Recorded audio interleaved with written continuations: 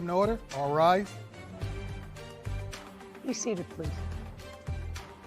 Hello, Judge. Case 1058, Kirkpatrick versus Kirkpatrick. Thank you, Kevin. You're welcome. Mr. Kirkpatrick, you and your wife, ex-wife, were married for a short period of time, and you have one child together. Correct, Your Honor. The marriage was short-lived, and based upon what I read, for a period of time, your son is now 10? Yes, Your Honor. For a period of time after you divorced, and you were divorced or separated after about a year of marriage? Correct. You shared custody of him. Correct, Your Honor. But then at some point, a couple of years ago, that changed, and you have now full custody of him. He stays with you all the time, with the exception of periods of time when he visits with his mother. Correct, Your Honor. Is that okay? You say no. He's 10 years old. Does he go to public school? You don't shake your head. Yes, Your Honor. And what grade is he in? He's in 5th grade. From whose house does he go to school every day? His house in DeLand. His house? Yes. All right. And what does he do for the summer? No, what does he do for the summer? Well, I had put him in summer programs until COVID happened, and we didn't do that. But that's what I had him going to. And where does he sleep during the summer? And at my house in his room. Is that correct? Yes. Well, then he has custody of him. He has physical custody of him. It may not, well, he does. I'm sorry. Well, but he does. If he goes to school from his house every day, and if he sleeps at his house during the summer, then he may not have full legal custody of him. That may not have been decided by a court, but he has physical custody of him. May I? What? There is a court hearing coming up September 21st of next month where I have filed with the Volusia County court system in Florida the contempt because he has been withholding Titan from me. Listen, and I don't want to hear. We have 50-50. He has been living with his father. Did he go to school from his father's house in the 4th grade? That's either a yes or a no. That's either a yes or a no. Did he go to his father's house in the 4th grade? Yes, but that was 2020. I don't know if school is open now where you live. Is it? It is now. When did it open? This was the first week of school, actually. Okay. So he's going to school from your house this year, 2021. Yes, Your Honor. In 2019 was when you say he came to live with you full-time. In what month? July, Your Honor. In September of 2019, did he go to school from your house? Yes, Your Honor. October, November. Yes, Your Honor. You may have a hearing coming up, Ms. Kirkpatrick, but for the last 2 years, his father has had physical custody of him for the majority of the time. So you can shake your head all you like. That's it. And I don't have to get into the reasons for it, but his father has had physical custody of him. This is what this case is about. On Mother's Day this past year, according to the complaint, you brought your son over to visit with his mother. Yes, Your Honor. By the way, are you employed, sir? I am, Your Honor, yes. And aside from your son, who do you live with? Just myself. Does someone take care of him when you're not after school while you're working? Either he'll come with me and be at the office, or I have it so that he's home. He's almost 11, and that's why I have him have a phone so that if he needs to call me or if there's an emergency, he can call me, which there never is. But What kind of work do you do? I'm a marketing consultant. I do advertising for a local newspaper. And Ms. Kirkpatrick, what do you do for a living? I'm a homemaker, and I also do outdoor tree work with my boyfriend as self-employed. You're a homemaker. Do you have other children? No, Titan is my only. You mean you stay home? I was a stay-at-home mom until he took that away from me. Okay, we're talking about 2.5 years ago. I'm asking you what you do now. Yes, I'm a homemaker. Okay. You don't have a child. Self-employed. Oh, you're self-employed. And where do you live? In De Leon Springs, Florida. Where? House? Yes, it's a house. Who do you live with? My grandmother. It's her house? Yes, it's her house. How long have you been living there? Since 2017, end of 2017. Your Honor, may I interject just quickly? What? It's not actually her grandmother's house. She rents, and she doesn't live in the house. Barry lives in the detached garage of the house. Her grandmother rents the house? Yes, Your Honor. It's not her house. Do you live inside the house or in the garage? It's an apartment. It's not an actual garage. Yes, I live in the detached unit.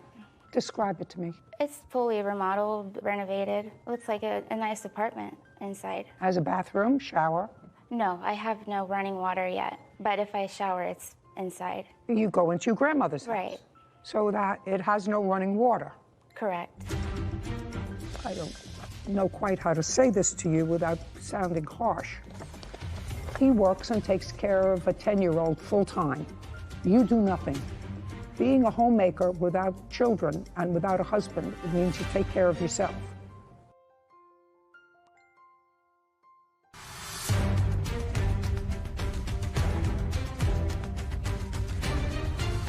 William Kirkpatrick claims his ex-wife, Barry Kirkpatrick, invaded his privacy and disabled his phone.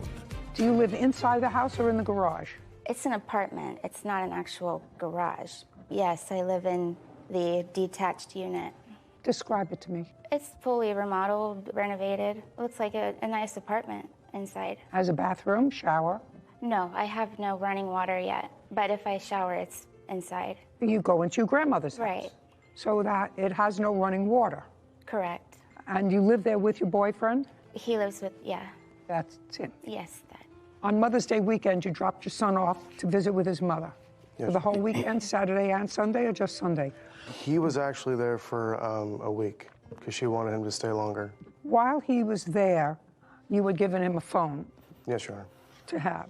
And according to you, the phone was returned with your son, but in a disabled condition, so that that's right. you could no longer use it because his mother had put a tracker on the phone.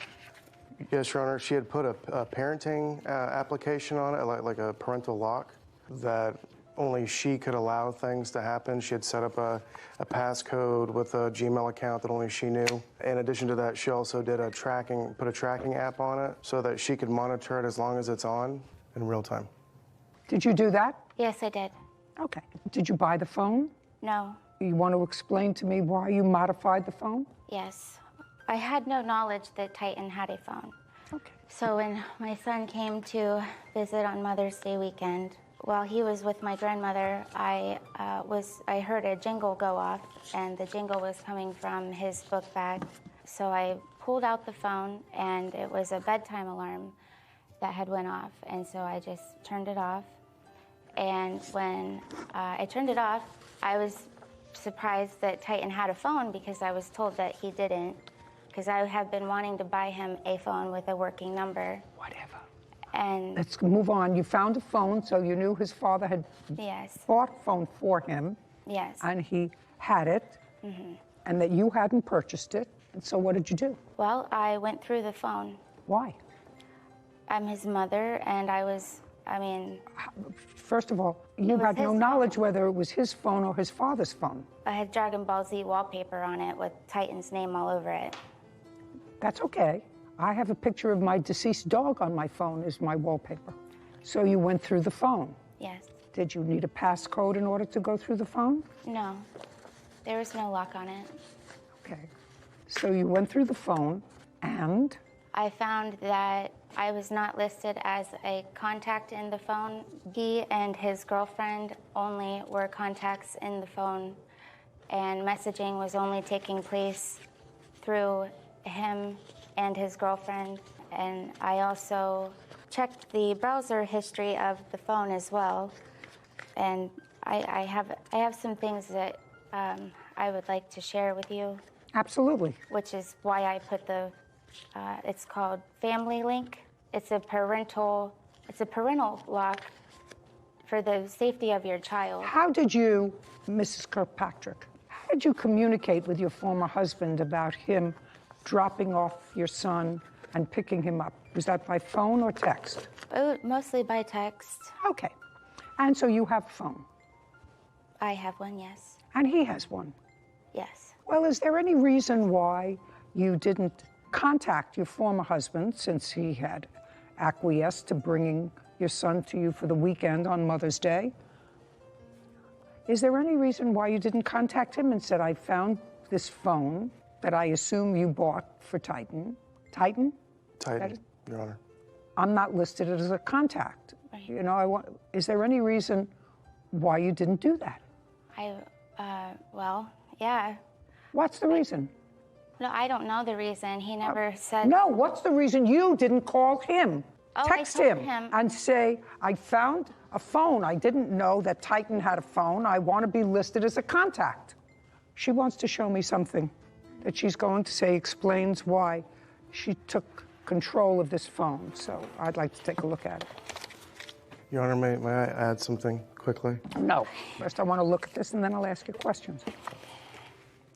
Sorry. Don't give me a whole bunch of stuff that's meaningless. I don't want to read stuff that's meaningless.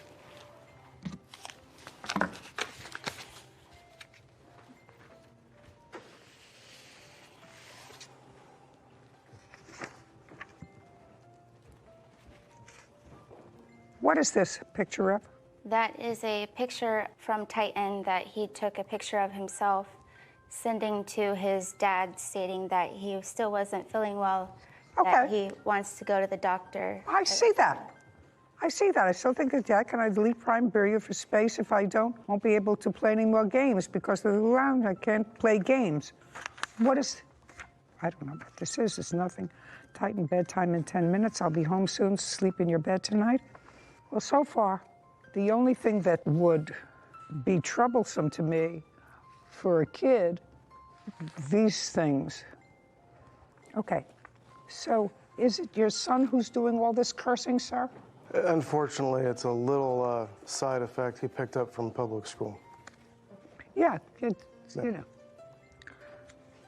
He seems to be, well, first I'm going to show this to you. This is what his mother said she found on the phone.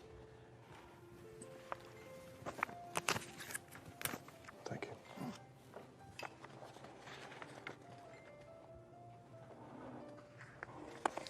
you. Yeah, that's something that I should have been probably told about. I didn't know. I had no idea that was on there. Okay, and you have a girlfriend whose name is Holly? Correct. Okay, and I assume that there's a little bit of sometimes tension with Titan and Holly? No, not at all. Okay. There was some suggestion there about sleeping in the same bed with her. My son? Yeah, there's something about the bed isn't big enough for three. Oh, because he still likes to crawl in sometimes into my bed, even though he has his own room and bed and everything. And I was like, Titan, you need to go sleep in your room. And I was trying to play around with him. Okay. Yeah. Okay. So those things came off the phone. That's disturbing. That is disturbing, Your Honor. Yeah, it's disturbing. It would be disturbing to me as a parent. The reality of the situation is he is a single parent raising a 10-year-old full-time himself, and he wasn't swift enough and engaged enough to see that his son was starting to fool around on the internet in places where he shouldn't.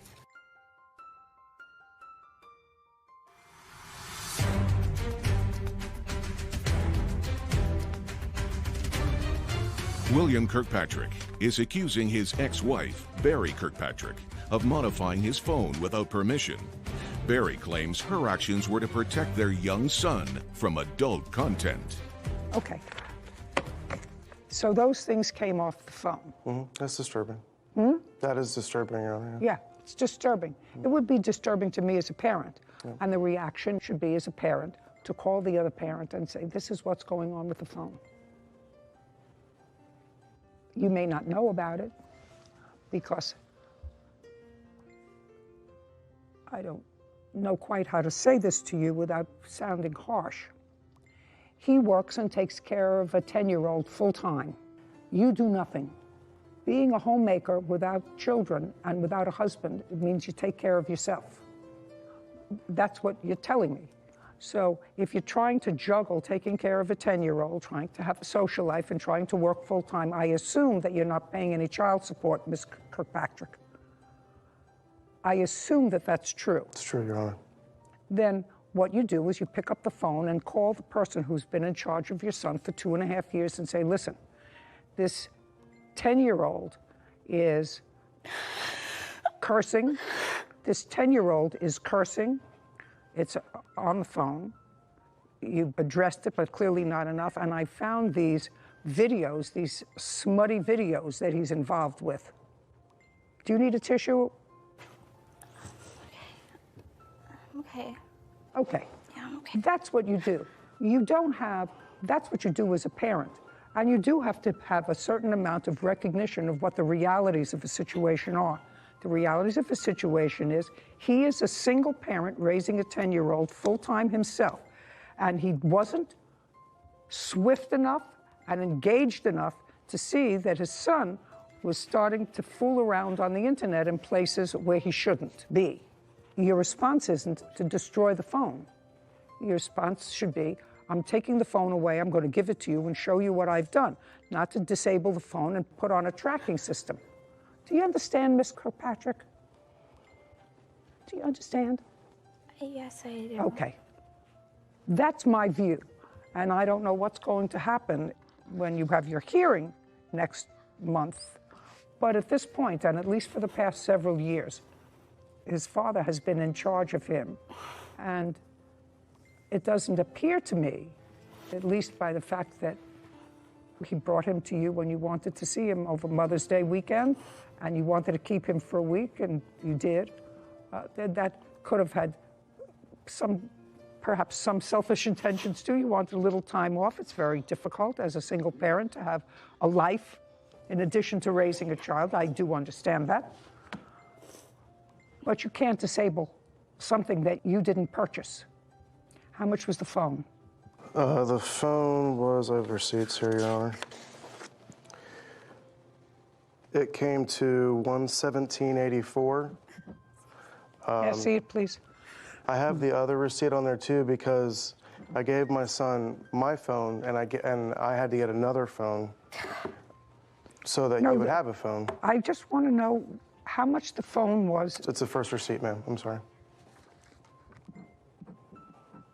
Okay. And this was purchased in January. Yes, ma'am. Okay. That's it. You're entitled to that. I don't know what else you're suing for here. It looks $1,000, invasion of privacy, property. She shouldn't have done it, but at least she brought something to your attention so that if you did, in fact, buy him or get him another phone, it's something that you should have in the back of your head, that he's swift enough to get on the internet, even at age 10 or 11, and find places that can cause nothing but trouble. And apparently, based upon what I read, you're not home when you're working. He spends a lot of time by himself. A few hours a day. A few hours. Well, in a few hours, a lot of trouble can happen. Right. So be much more cautious. Judgment for the plaintiff in the amount of the phone, $174. Thank you. Court is adjourned. I'm very disappointed. Well, I'm glad that I got something back. There's a lot of information that was not brought up that played a big factor. This has been something that's been going on for years and years. I mean, it breaks my heart. She's always doing this, so at least something was done. You know, when I said homemaker, like, I'm hoping for the day when my son can come back home. She's been difficult for the last 10 years, so. Will has been keeping him from me. He's my everything. Yeah. I want to have the 50% that I'm entitled to. I would love for things to be amicable, but I don't see it happening. I'll keep waiting for my day. So I'm asking your opinion, because I know that the defendant was very upset. I mean, it was apparent to me that he was parenting this child, and she probably feels badly about it. I don't know what kind of situation she hopes to present to the court next month when she has a hearing. But if she's living in a garage with no running water or no plumbing with her boyfriend, that is certainly not a reasonable situation. She is unemployed and he's employed full-time. He probably would prefer being in a place with fewer rules. His father has some rules, but his father wasn't vigilant enough with the phone. I think there's such a good lesson there to be learned. Even for a kid that's 10, you know, they've grown up on the internet. Like you, you have 2 younger siblings. Did you grow up with a phone when you were 2 or 3? No, I had a flip phone at age 14, 15, maybe. Maybe. But grow up on the internet? I mean, No, we had the one computer in the computer room in the house that the parents also used, so you never dabbled in anything non-kosher, you could say, on the family computer. Right. And the phone didn't have internet back then, but I know now my younger siblings can be on their phones in their rooms for hours. No one knows, talking to the friends. Even the little ones, I mean, I see them negotiating their little iPads when they're 2. So Court come to order. All rise. Have a seat, please. Good morning, Judge. We have case number 1025, Jones versus Fields. Thank you. You're welcome. Ms. Fields, I'm going to start with you in this case. You were planning a wedding. Yes, ma'am. On what date was the wedding? Sunday, May 30th. Did it take place? Yes, ma'am. Is this your husband? Yes, ma'am. Are you happy? Yes, ma'am. Yes, ma'am. Good. Both look very happy. 2 months tomorrow. 2 months. Well, keep counting them that way with a smile. Yes, ma'am. And you had pretty good wedding day? Amazing. Yes, Great. When you were planning the wedding, according to what I read in the complaint and your answer, you were looking for someone to do the makeup for your wedding. Yes, ma'am. And you did a search and you found someone who came recommended, and that was the plaintiff. Yes. And on what date did you make an appointment to see her? Well, actually, before that, Your Honor, I had a phone consultation with her on Friday, April 23rd. Okay. And you made an appointment to see her? The first appointment was Sunday, 2 days later, the 25th of April. Okay. And you went to her place of business? Was it a studio or her home? A studio. In the phone conversation that you had with her on the 23rd, did you get a quote for what her services would be in total? Yes, ma'am. So the verbal quote was was for myself on site and up to 4 bridesmaids. I only needed 3. And how much was that? $675. And I do have a copy of that quote. I'm going to get to that Yes, in a minute. ma'am. And after you left the studio, where did you go? To have engagement photos done. How long did that take? The engagement photos? Forever. Yes, about 5 or 6 hours we were being photographed at multiple locations. Okay, so it would be fair to say, Ms. Fields, you had your makeup done on a Sunday, which is not a regular work day, and you had your makeup done on that Sunday in order to take your engagement photos. There's no equivocation there. Okay. When one takes engagement photos, I've been through enough weddings of my children and grandchildren to know that when you take engagement photos, you get your makeup done. I wasn't planning to. I don't wear makeup typically. Well, whether you plan to typically, it is too serendipitous that out of 365 days a year, Yes, ma'am. that the one day that you had your test makeup, you also had a very long photo shoot for your engagement party at multiple locations. Yes. I can't get that through my head that was serendipitous and unplanned by you. Yes, ma'am, I did. I apologize. Right. And now I'd like to see from you, Ms. Jones, a copy of the contract. So here is the proposal and the contract.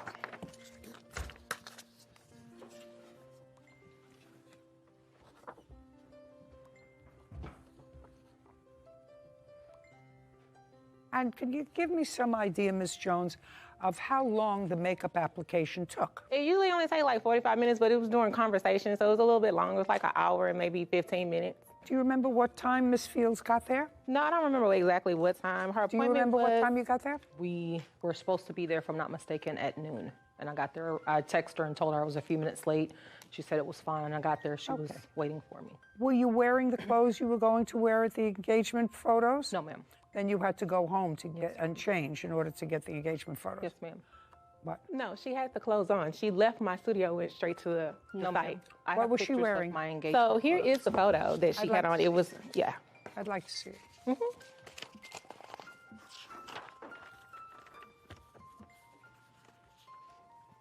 And she also made it her profile picture. Okay, just a second. Ms. Fields, Yes, ma'am. this is your husband. Yes. Do you remember what color shirt you were wearing for the engagement photos? Yes, ma'am. It was. I'm sorry. Yes, ma'am. It was red. It was red. Yes, ma'am. And your wife was wearing polka dot dress with big red rose? Yes, ma'am. So those were the engagement photo. That's what you were wearing. Well, you were wearing that to the studio. No, ma'am. I left church. I came to her in a black one-piece unit similar to what she's wearing, and that's the picture I sent her from the engagement photos. Okay, but That's this not is what I not was wearing. This is not what she was wearing. She No. said when she came to your That studio. is what she was No, doing. I have a picture. Okay, can I see your photo, Yes, please? ma'am. Unfortunately, it's in my phone because I didn't know it would be privy, but this is when I left her studio. That was in her parking lot. Okay, great. Let me just take a quick look. No road. Oh my goodness, those some lashes. Yeah. Gotta get some of those. Thank you, sir. Okay, I'm reading this initial retainer, and Sarah's viewing the contract because I'm going to look at it in a second. It says that when you left, you were supposed to give her a retainer of $300 if you signed the contract. Yes. Did you give it to her? It was verbally agreed, and I have. No, that's not what I asked. No, I did not. Did you give her any money? Yes. How much money did you give her? $30 cash for a tip. As a tip? Yes. So other than the tip, you didn't give her any money? No, ma'am. But you did sign the contract? Yes, ma'am. Did the contract provide that at the time of signing of the contract, you were supposed to give her the deposit? No, ma'am. It just says May 21st was the entire amount was due. There's no deposit date. That's correct. Okay, well, it's a little confusing. It says that the deposit must be paid in advance. Well, advance can be a day in advance or 2 days in advance, but there is, according to the contract, a $300 deposit that's due in advance. Yes, ma'am. That's non-refundable. Yes, ma'am. Did you pay her the $300? No, ma'am.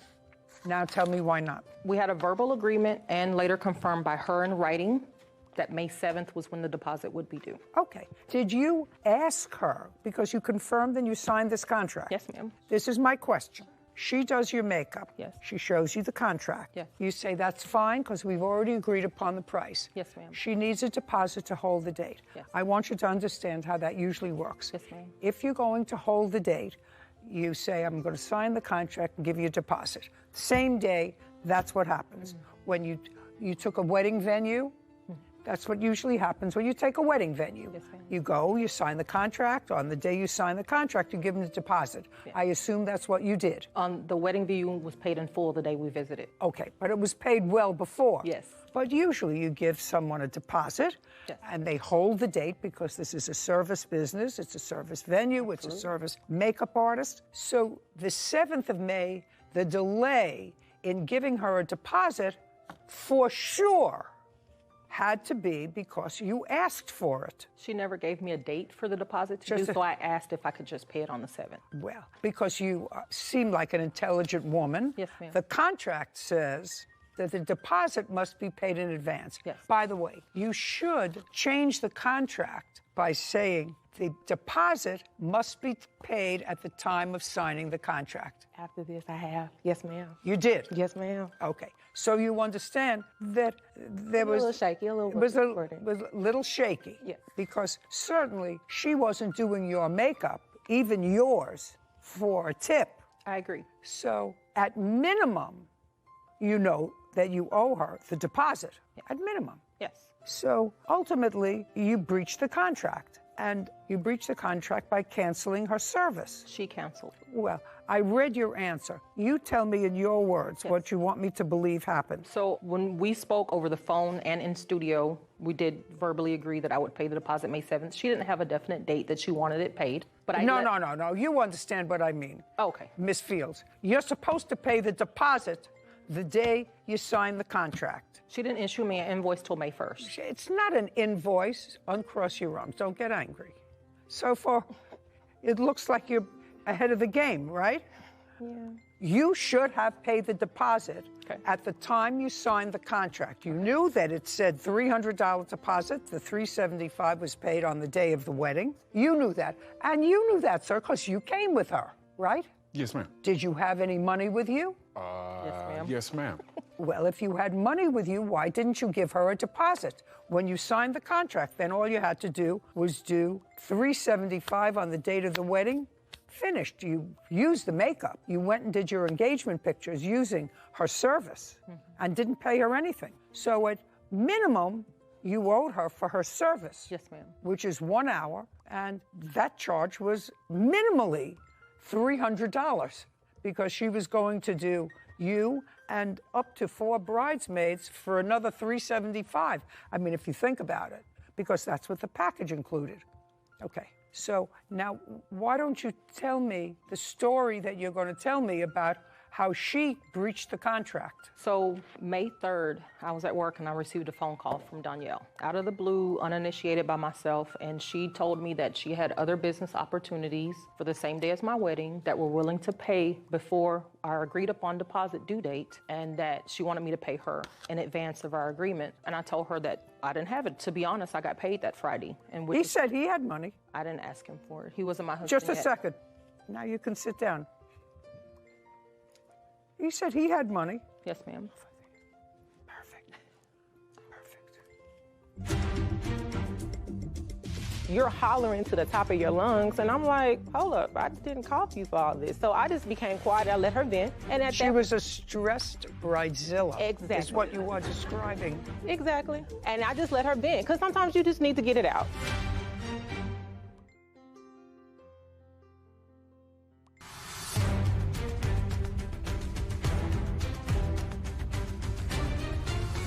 Makeup artist Danielle Jones claims Erica Fields refused to pay for services.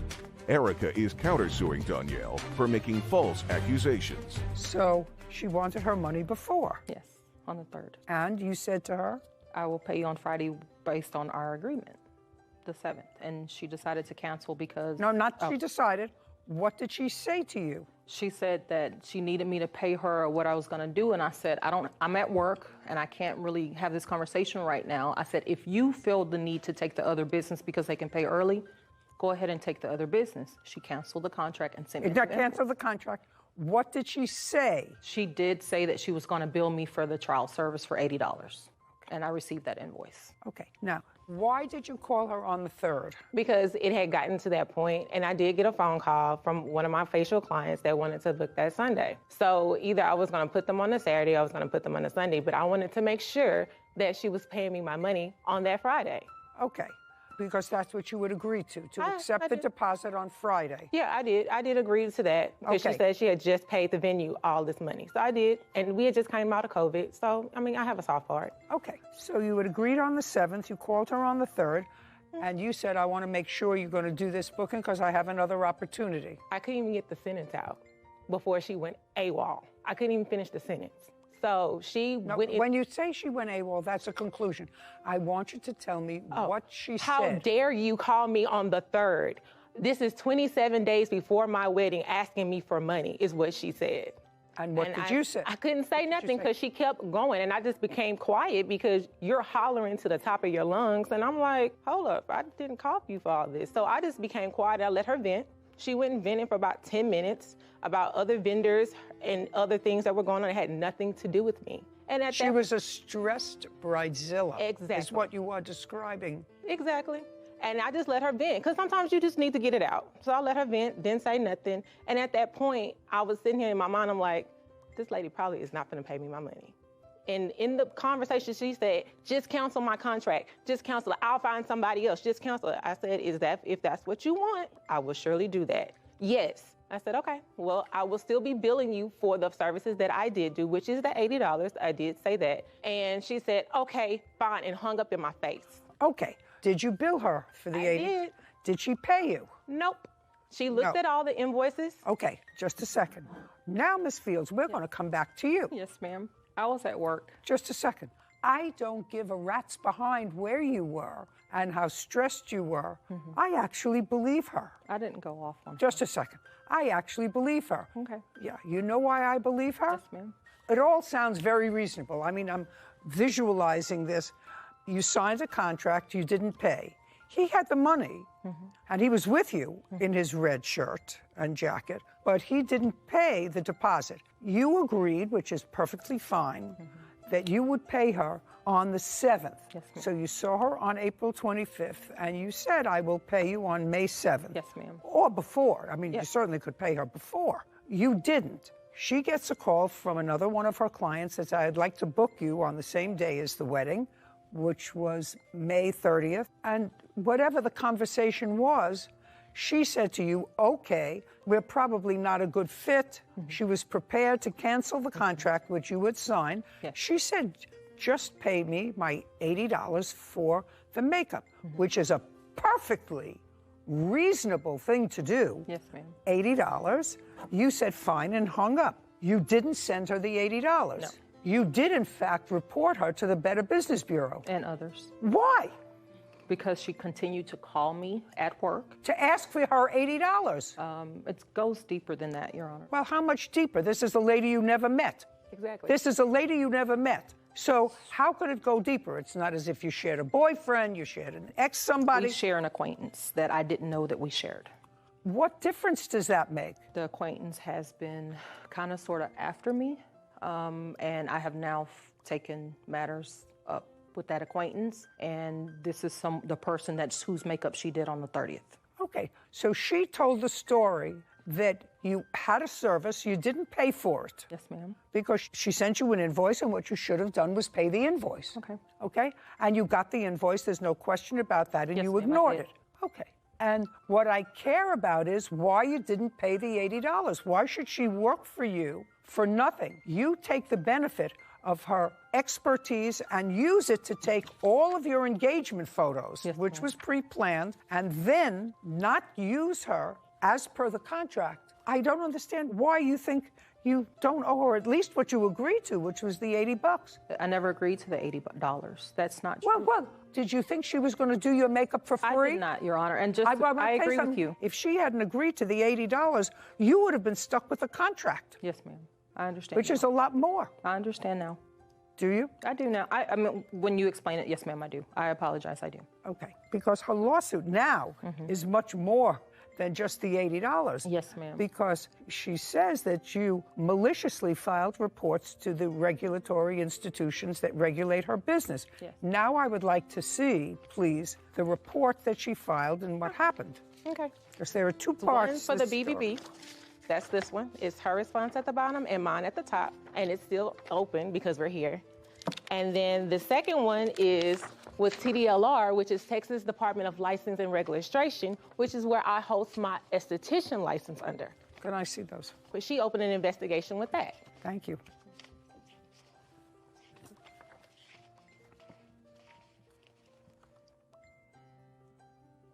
Well, I'm reading your complaint. Yes, ma'am. And your complaint is a little disingenuous because what you say here is she canceled the contract and she sent me a bill for an $80 trial run. Yes. She chose to dishonor her signed contract and cancel, which I don't think happened at all. I think that she agreed to cancel the contract, otherwise you would be responsible for the whole contract. You would be responsible, there's no question, you have a signed deal. I didn't ask her to cancel, Your Honor. No.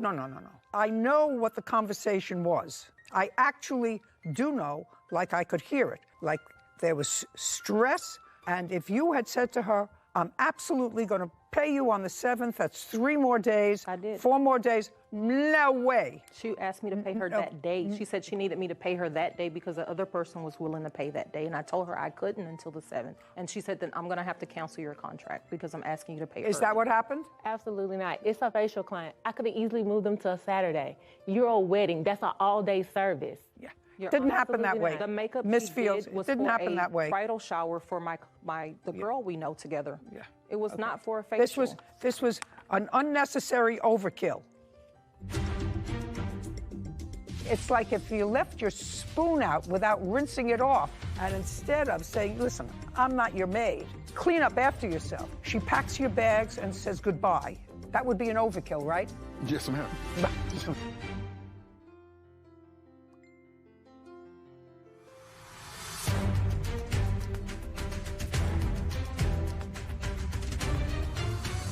Makeup artist Danielle Jones is accusing Erica Fields of refusing to pay for services and reporting her to regulatory agencies. This was an unnecessary, I'm an unhappy lady, and I'm going to take my aggressions out on somebody who's trying to make a living. This was unnecessary. What kind of work do you do? I'm an accountant and a business analyst, and she continued to call me, which is the same date that I filed that, because she kept calling me. She wanted her $80. Well, at first she wanted her $80. She sent you a bill for $80. You didn't pay the bill for $80. Instead, you called the Better Business Bureau. I don't understand what you were thinking. I was upset. Doesn't sound like you're losing, right? Oh, no. I was upset, honestly. I don't care if you were upset or not. You should have sent her the $80. She worked on you for nothing. She made you look gorgeous for your engagement pictures, which you loved, for nothing. So at least send her the $80 when she sent a bill. If you would answered her bill immediately by sending the $80, she wouldn't have kept calling you. I understand. You just decided to ignore her. Well, she got really unprofessional. No. Not when she sent you the bill for $80. If you had immediately sent her the $80, she would not have called you again and again for her money. Yes, ma'am. How did you expect her to contact you for the money? In writing. I asked her to contact me in writing. Why should she contact you in writing? And then she's going to charge? Because of things that she's saying that I verbally said are not true. So that's why I asked for it in writing. What difference did it make? For $80, it would have been over. Aren't you understanding that? You should learn that in your married life with him. Don't sweat the small stuff. For $80, which was a fair amount of money to cancel a deal, because after all, once you sign that contract, Ms. Fields, you are obligated to pay her $675. Okay. Whether you use her or don't use her, that's your obligation. She says, you know what, I don't want to deal with this person. Just pay me for the day that you came in that I spent with you, which is a reasonable amount of money, $80 to do your makeup for an hour. She took a lot of time. It wasn't just that she was going to do your makeup one and done. She was trying to impress you that she could do a beautiful job so you would retain her for the whole wedding. I mean, you know, it's very, very easy. So this first thing that I'm reading was overkill. Now I'm looking at the next one.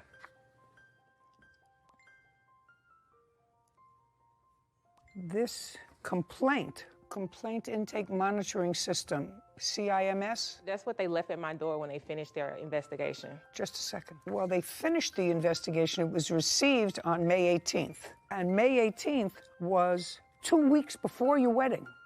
So 2 weeks before your wedding, you must have been more stressed than you were. She continued to call and text me. Why didn't you just send her the money? It became a matter of principle with you. It did, honestly. Yeah. Well, you had nothing else to do. You couldn't win against anybody else. Why did you even, in the midst of planning your first wedding, how old are you? 41. 41. In the middle of planning your first wedding, you're trying to put this woman out of business whose makeup you loved. Well, whose makeup you loved. It's not that she did a terrible job. She got involved at work. I got in trouble at work for things that she did. It doesn't matter to me. The problem, as Shakespeare said, lies with you. You look to get out of paying for a service. And I don't think you look to get out of paying for the service because of the money. No, it wasn't. I think it was because you were really stressed with everything else. Agreed. And you took it out on her. And I think that that's unreasonable. I do. I think that that's very unreasonable. And minimally, since you both agreed to modify the contract to $80, that's minimally what the plaintiff would get. Yes. She's suing for a lot more than that, and she's suing for reporting her to the Better Business Bureau, which is going to give her a negative rating, to the place that licenses her, which is now on file, all because you were in a snit over the fact that you were stressed over planning a wedding. Do you understand, sir? Yes, ma'am. It's like if you left your spoon out without rinsing it off in your house, and instead of saying, listen, I'm not your maid, clean up after yourself, which sounds familiar to me, has been said it a couple of times myself. She packs your bags and says goodbye. That would be an overkill, right? Yes, ma'am. This was overkill. Plaintiff is suing in the amount of $5,000, which I think is a bit of an overkill myself. Are you still working? Currently, yes. Okay, great. So she owes you $80 for the makeup, and she owes you $2,000 for making trouble for you that she had no right to do. Okay. And that was malicious. That's the judgment of the court. $2,080. Judgment for the plaintiff. You count the claims dismissed. We're done. Thank you. Court adjourned. I'm elated, and I'm thankful that the judge saw between all the lies. She's just unprofessional and wanted money earlier than agreed upon. That she was trying to get me something for nothing. I absolutely do now that the judge has explained that, and the way she explained it made sense, and I wish I had just given her the $80 and no tip. She could have just paid it and we would have been done. I'm glad it's over. So usually when two people want to modify a contract, it usually has to be done in the same form as the original contract was. So in this case, it was in writing. So usually any modification would also need to be in writing. That's true. So why did you let them off the hook? Well, it seemed to me that the plaintiff was being very reasonable. And she said, all right, maybe this is not going to work. Just pay me for the hour that we spent together. And that would be by quantum merit. Pay for just the work that was done and not for anything in the future, which seemed totally reasonable. And I actually believe that the defendant said, okay, and hung up. The woman sent her a bill right away. She didn't pay it and had no intention of paying it. The woman agreed to say, we're done, just pay me the $80 that I usually. Year-old Jennifer Santiago for medical bills after being hit by a car. Court come to order. All rise. Have a seat, please. Judge Judy takes her seat behind the bench. Case number 2020, Hildreth Mahasani versus Santiago. Thank you. Miss Hildreth. Yes. Pronounce your last name for me, sir. Mahasani. Mahasani. Yes. You two were crossing the street in San Diego? In Carlsbad Village. Is that in San Diego? It is. It's a suburb of San Diego. Is that where you live? Correct, in Carlsbad. And you were hit by Miss Santiago, who was driving her mother's car. Correct. Miss Santiago acknowledges that she hit you, and you were seriously injured. You've had shoulder surgery. You were both injured. Correct. When did this happen? This happened on Friday, September 4th, 2020. I just have a couple of preliminary questions before I get into the facts of it. Sure. I assume that since this accident happened in 2020, that you tried to sue either the defendant and or her mother as the car's owner. Well, we would have done so, but the driver was uninsured. That's the question. You would have done so, Yes. except the mother had no insurance.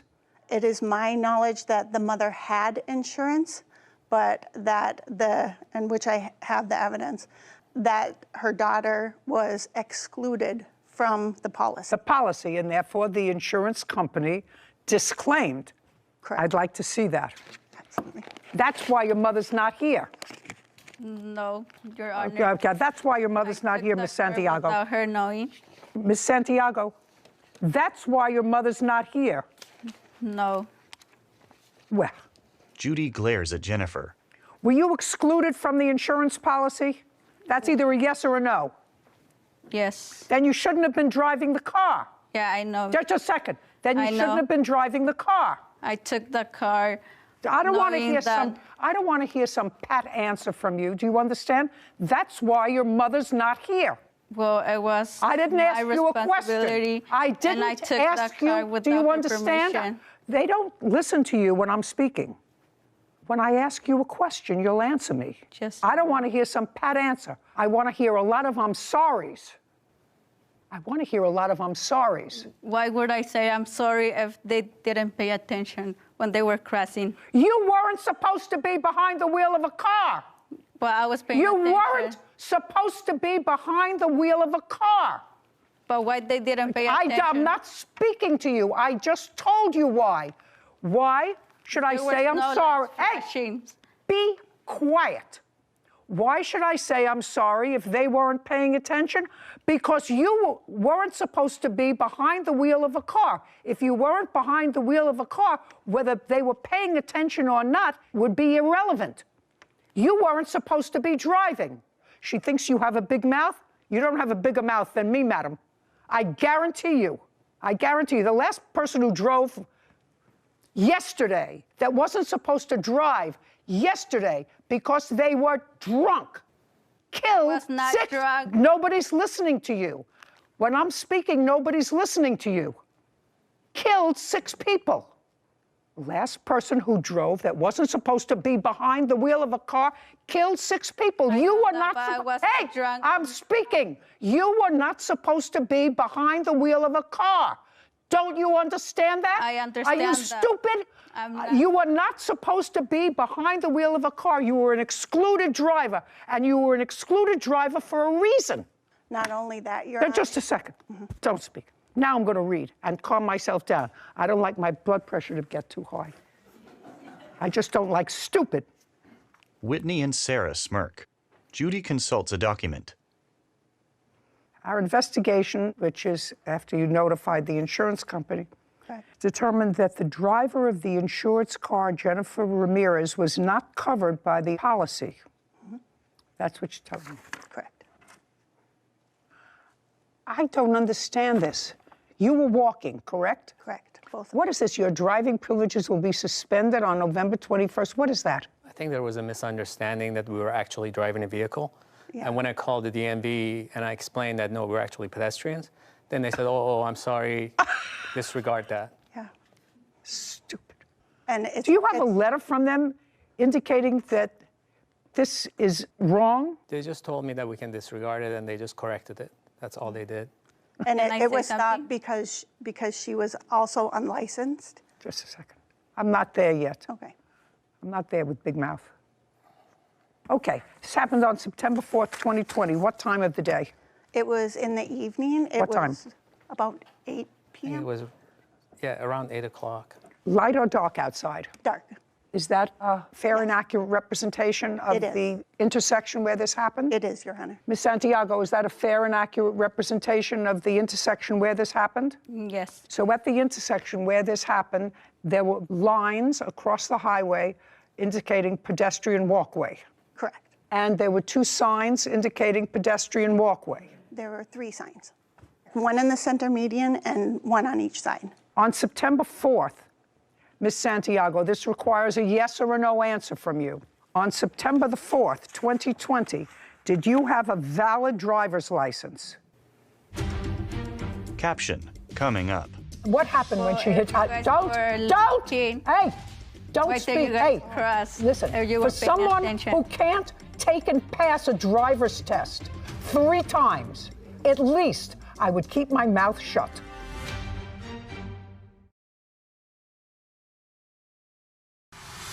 A courthouse. The Judy Justice logo appears. In the courtroom, Lisa, Reza, and Jennifer. Lisa Hildreth and Reza Mahasani claim 20-year-old Jennifer Santiago struck them in a crosswalk while she was driving without a license. Jennifer says they were not paying attention and walked into oncoming traffic. Now, on September 4th, Ms. Santiago, this requires a yes or a no answer from you. On September the 4th, 2020, did you have a valid driver's license? I didn't, Your Honor. I said it's either a yes or a no.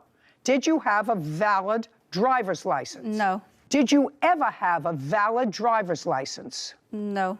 Do you have a valid driver's license today? No, Your Honor, because they... That's a no. What's your name? Vanessa. What? Giles. Stand up. Vanessa rises. Did you come with her today? Yes. How did you get here? I drove. My license. Just a second. You drove? Yes. In whose car? My car. What kind of car is it? Kia. Did you ever drive with Miss Santiago? Yes. When? Did you ever drive in a car where she was the driver and you were the passenger? Yes. When? Yeah. September 4th, 2020. 2 years ago. Other than September 4th, 2020, did you ever drive with Miss Santiago where you were the passenger? Yes. When? September 4th. I said other than September 4th. No. Other than September 4th. Other than that, no. On September 4th at 7 p.m., 7 p.m., where were you? We were at the beach. Carlsbad Beach. Sure, you were at the beach. Who else was at the beach? Santiago and another friend. He's a minor. He's 16. There were 3 of you at the beach. Anybody else that you knew at the beach? No. How long had you been at the beach? Like for an hour. So you got there at 6 o'clock in the evening? We got there at 7. We were going back home at 8. So you got to the beach at 7. What did you do at the beach at 7 o'clock? We were just sitting there, eating, relaxing, having a good time, as teenagers that we were. Now, did Miss Santiago pick you up or did you meet at her house? Just think, take a breath. Did you meet at her house, or did Miss Santiago pick you up? She picked me up. How far do you live from her? 2 minutes away. And what about the 16-year-old minor? 3 minutes away. Did she pick up the 16-year-old minor? Yes. How old was Miss Santiago in September of 2020? 18. Are you a good friend of hers? Yes, I am. You knew she didn't have a driver's license? Yes. Did you know why she didn't have a driver's license? She was still studying for a test. Had she taken the test before? Yes, she has. She had taken the test before. Yes. Do you remember how many times? Yes. How many times did she take the test? 2 times. And the 2 times she took the test, she failed it? Yes, she did. Okay. So now she's driving without a license because she's failed her driving test twice at the time of this. So she's studying to pass it maybe for the 3rd time, right? Yes. And now we have 2 years later, she still doesn't have a driver's license. Yes. Do you know why? No. Well, you're her good friend. Didn't you ask her? Well, it's 2 years later. Did you ever pass your driving test? She hasn't yet. Sit. Vanessa sits. Now tell me what happened at 8 o'clock on the 4th of September, 2020. I have pictures if you like, and would it be okay to approach the screen to show you better? No, it's not necessary. You were crossing the street. Correct. In a crosswalk, she hit you. Correct. We were. You That's what crossing happened. the street in a crosswalk, and she hit you. Yeah. So we had come to the crosswalk sign on the left side of the photo. We pressed the button. It illuminated the flashing lights to indicate that it was okay to cross. We looked to the left. Those 2 cars were already parked. We proceeded to the middle and noticed that the car furthest, in the furthest lane from us, that car was already parked. So we proceeded, and we were hit. What happened when she hit? Don't! Hey! Don't speak. Hey! Listen, for someone who can't take and pass a driver's test 3 times, at least I would keep my mouth shut until I look at you for an answer. Do you understand? Yes. And it was estimated by the officer that we... No. She hit you in a crosswalk. That's a crosswalk. This young lady knew I'm not... Did you hear me? I'm not speaking to you. Judy glares at Jennifer. You don't understand this was a really bad day for this kind of case to come into court. You do understand that? Yes. Okay, good. And you know why this is a very bad day for your case to come into court? No. Then you don't read the newspapers. I suggest if you read the newspaper, maybe you would be able to pass your driving test. Because either you failed the written portion or you failed the driving portion, one or the other. Do you understand? Yes, Your Honor. Good. Now we understand each other. Now you're almost at I'm sorry. You're almost at I'm sorry. When the defendant's car struck you, where did you land? I have photos to show. I'd like to see it. It kind of shows on the second photo there. Lisa hands photos to Kevin, who brings them to Judy. Oh, you hit her windshield. Who hit her windshield? We Is that both you? did, Both. Your Honor. And the hood. That's not true. I only saw that her husband, that he hit the shield. It wasn't her. What an idiot. Kevin, I would like you to show Miss Santiago that photograph and this one. Kevin brings the photos to Jennifer, then shows them to her. Can I see the police report, please? Sure. Lisa produces a document, then hands it to Kevin. He collects the photos from Jennifer, then brings them and the document to Judy. I'd also like you to show her these. I just want her to take a look at them. He brings the document to Jennifer. To know what happens when you act irresponsibly. And you do things that you're not supposed to do, like take a car and drive it when you have no license, when you failed your driving test twice. Jennifer looks at the document. Caption coming up. The yellow warning lights next to the crosswalk were flashing. They were not. Witness 1 observed plaintiff 1 driving northbound towards the crosswalk at a fast speed. She drove through. I'm speaking, not you. I was not. I'm speaking, not you.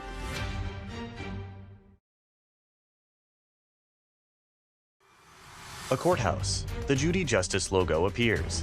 In the courtroom, Lisa, Reza, and Jennifer. Lisa Hildreth and Reza Mahasani are accusing 20-year-old Jennifer Santiago of hitting them in a crosswalk while she was driving without a license. Okay, your last name is? Giles? You spoke to the police that day. Yes, I did. I don't know what you're doing here as a witness. She stated she did not see what happened. That's what it says here. Yes. Just a second. That's what it says here.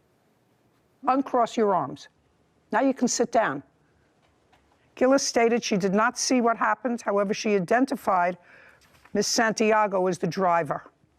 And then there was a witness. Witness 1 stated she was riding as a passenger in a vehicle driving northbound on the 3100 block of Carlsbad Boulevard. The two plaintiffs were crossing the road in a marked crosswalk on the south side of the intersection of Carlsbad Boulevard and Oak Avenue. The two were crossing from the west side of the street to the east side of the street. The yellow warning lights next to the crosswalk were flashing. They were not. Witness 1 observed plaintiff 1 driving northbound towards the crosswalk at a fast speed. She drove through. I'm speaking, not you. I was not. I'm speaking, not you. I'm reading from a statement in the police report from a witness who stopped when this accident happened that you don't know, neither do you.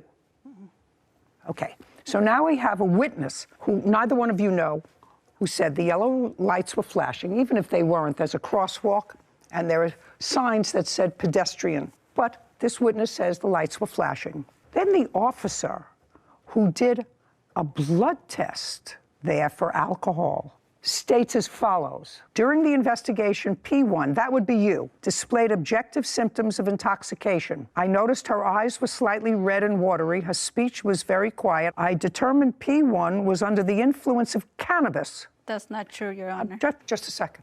Do you have any supplementary police reports? The only other thing that I have from the officer is an email that he... No. Okay. An email to whom? An email from the police officer to us. I'd like to see it. Sure. Lisa produces a document, then hands it to Kevin. He brings it to Judy. Thank you. Yes, ma'am. She dons her glasses, then reviews the document. Okay, so what you said to the police officer was, and the police officer responded to you, that the report came back negative. Correct. And he said, I'm not changing it. Therefore, it's not a criminal matter. You have to sue her civilly. Correct. Because clearly the accident was her fault. Correct. Were you taken to the hospital that day? We both were. And you were taken to jail? Yeah. When was the last time you took a driving test? Month and year? I haven't taken no driving test. When was the last time you took a driving test, madam? You failed twice. So I want to know when the last time was that you took a driving test. I can't remember. It was a long time ago. Did you take a driving test in the year 2021? Yeah, I did. Did you pass that driving test? No. Was that your third or fourth driving test? That was the second. No, you took 2, according to your friend, before 2020. I know. So I asked you, in 2021, did you take it? You said yes, you didn't pass it. And I asked you, was that the third or the fourth test that you had? That was my second. No. I don't know how much more that a court system can do, but to say to people who don't have driver's licenses, especially in your case where you tried to get a license but failed to pass on at least 2 occasions before this incident, which means that you were a risk to be on the road because you couldn't pass a driving test twice before this incident. Now, you want to tell me whether you, and this requires a short answer, not one of your long ones, did you have your mother's permission to take the car that day to pick her up and go to the beach? No. Have you ever had your mother's permission to take the car and go anywhere? No. So in effect, if you had no license and you didn't ask for permission, then you stole the car. No. What do you mean no? You did. didn't have permission of the owner to take the car. You weren't a licensed driver. Therefore, there was no insurance. Well, let's go back. Did you ever ask your mother to use the car? No, not at all. And what happened after you had this accident in your mother's car and after you got out of jail? What happened between you and your mother? Well, she was sad because I was in jail. And, well, she was also mad because, like, why would I take the car without her permission? Why did you take the car without her permission? Well, I honestly didn't thought that this would happen. Nobody thinks that an accident is going to happen. I don't think you intentionally hit these two people. No. I don't think you intentionally hit these two people. Are you ready to say I'm very sorry yet? Yeah, I told them we have talked before, I told them that I was sorry, and I'm telling them again that I'm sorry. Good. That's better. Judgment for the plaintiff in the amount of $10,000. We're finished. This court is adjourned. Outside the courtroom, Reza and Lisa, then Jennifer.